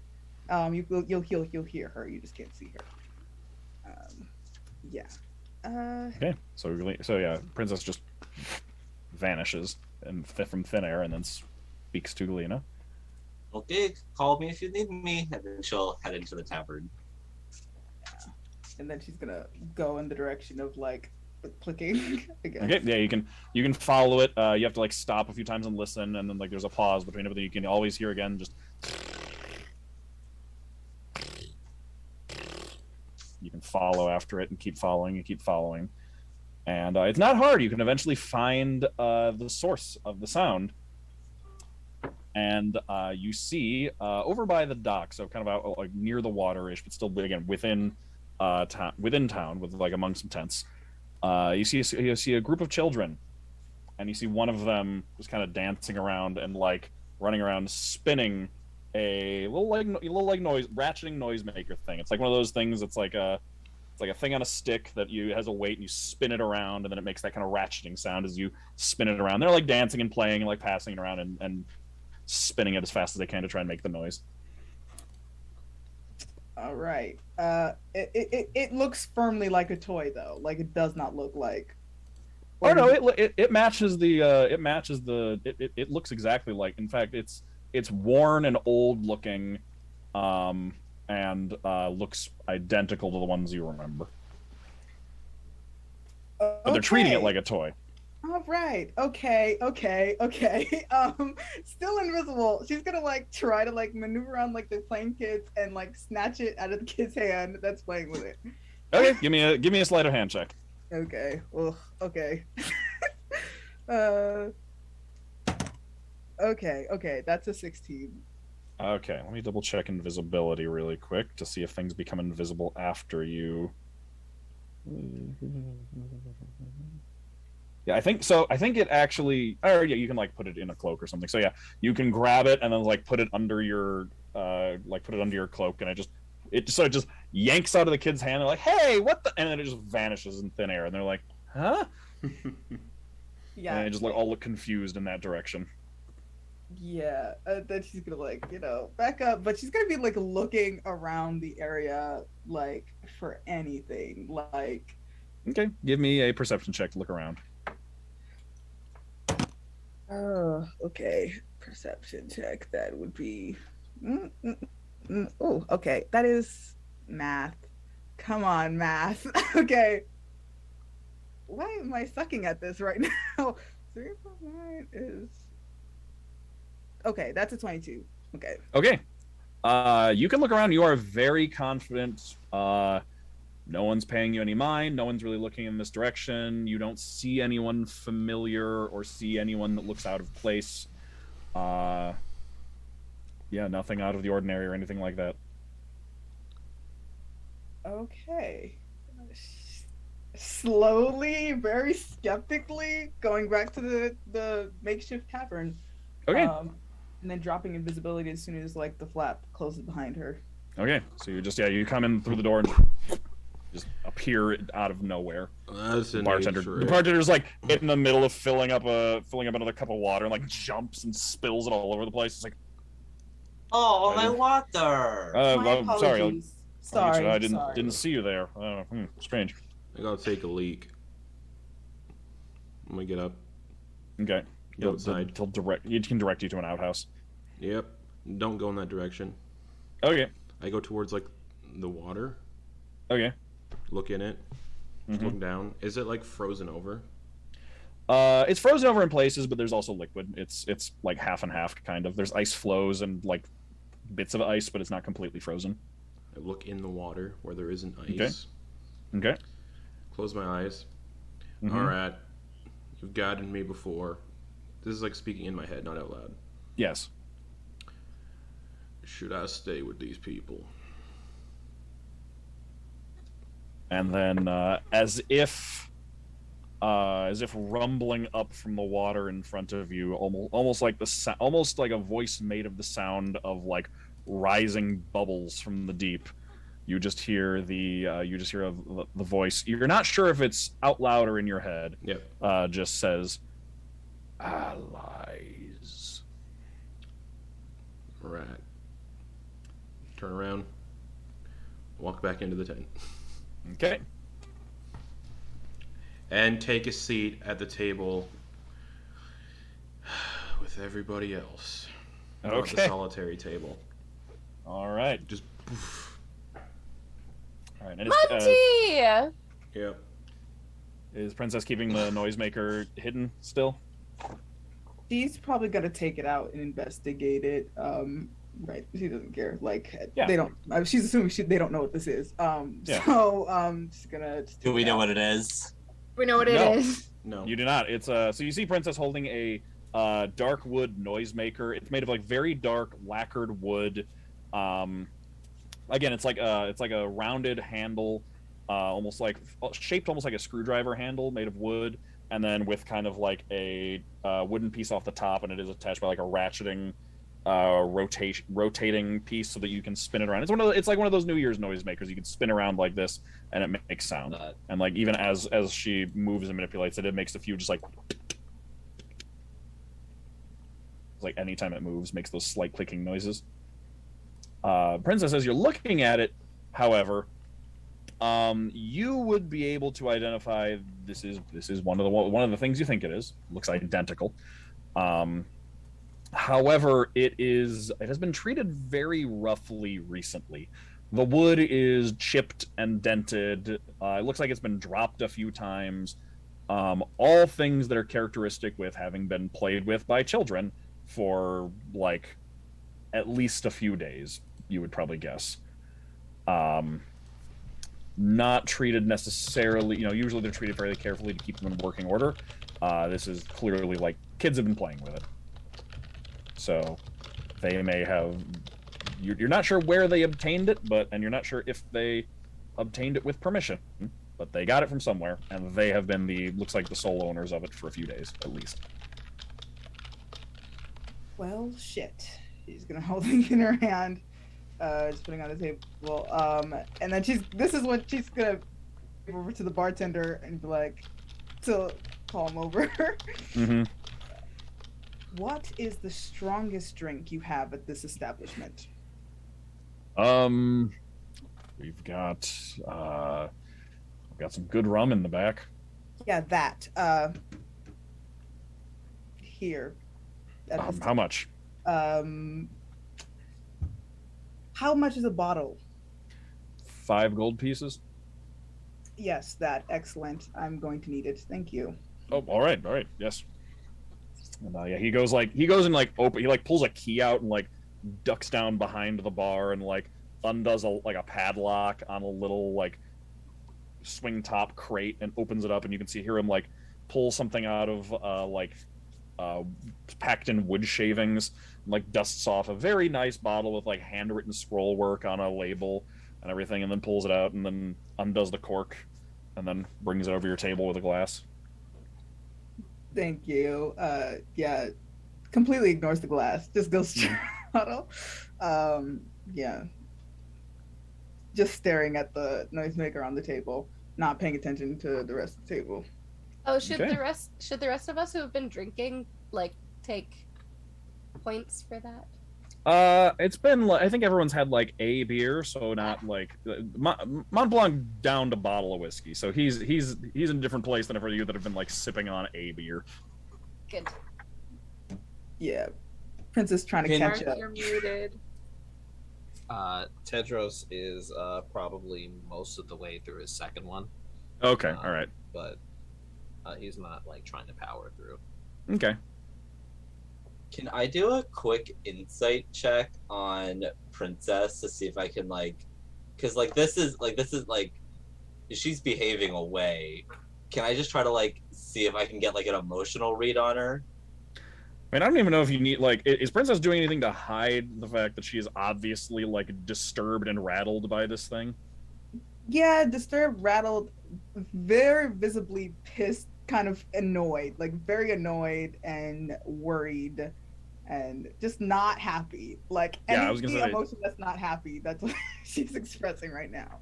Yeah, I was gonna say I don't think you really even need an insight check for that. You can tell like something's going on here. Clearly, just pissed, upset, whole mess of negative emotions at that thing on the table. Okay, great. I'm gonna clock that in my mind, and then knowing that Princess doesn't really like to like talk until Princess wants to talk, I'm just gonna go back into my notebook and start like trying to like parse out the information I have, and just I think I also start writing a letter to our uncle, even though like I can't send it yet, but it's just like getting ready to be sent when I find a way to send it. Okay. And with all of you sitting at this table here, and Princess staring at that thing, and Montblanc kind of drunk, and all of you having found each other and gathered up and sitting in this makeshift tavern, waiting for happy hour to start, basically, I think that's where we're going to end our first session. All right. Woo! We did it. Everybody met. Everybody knows each other. Everyone is together. All right. Yep. And we're best friends. Nope. Our besties. Best of friends. I really like the fact that we just kind of ended up with like 3 extroverts and 3 just absolute loners. Great. We've got the 3 that are just like, I don't want anything to do with other people, and I just want to do my thing. And then you've got the 3 that are just like, everyone is my friend. Don't want to draw attention to ourselves. Mm-hmm. Like, That's right. There's Galina, who's like, I look sexy in my sheer dress in winter. Mm-hmm. Monty is like, don't look at me, don't talk to me. And Yule is like, yoo-hoo over here! And it just so happened, like I didn't do this intentionally. It just so happened you all ended up being paired up like 1 each too. Like it was an introvert extrovert pair the whole way down. oh my I Amazing. forgot to mention, actually, standing in the bar, everyone would notice Victoria's massive back tattoo because she has the open back dress. Oh yeah. So And What is it of?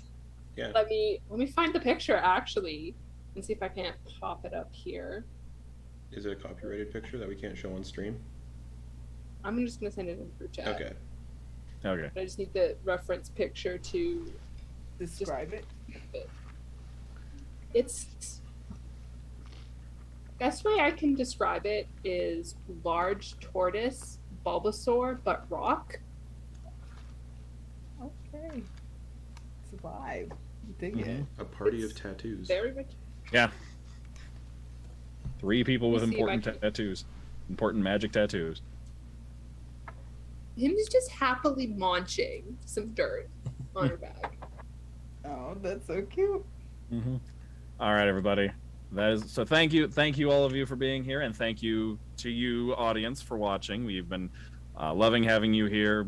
Thank you for participating in the chat. It always makes it wonderful to see you, even if we can't respond usually, because we're doing this thing. But thank you all for being here. We hope to see you next week for next week's episode of Codex Legendarium. And until then, have a wonderful rest of your week, everybody, and we'll see you then. Yeah. VOD tomorrow, podcast Tuesday. Bye. Woo! Hi, thank you.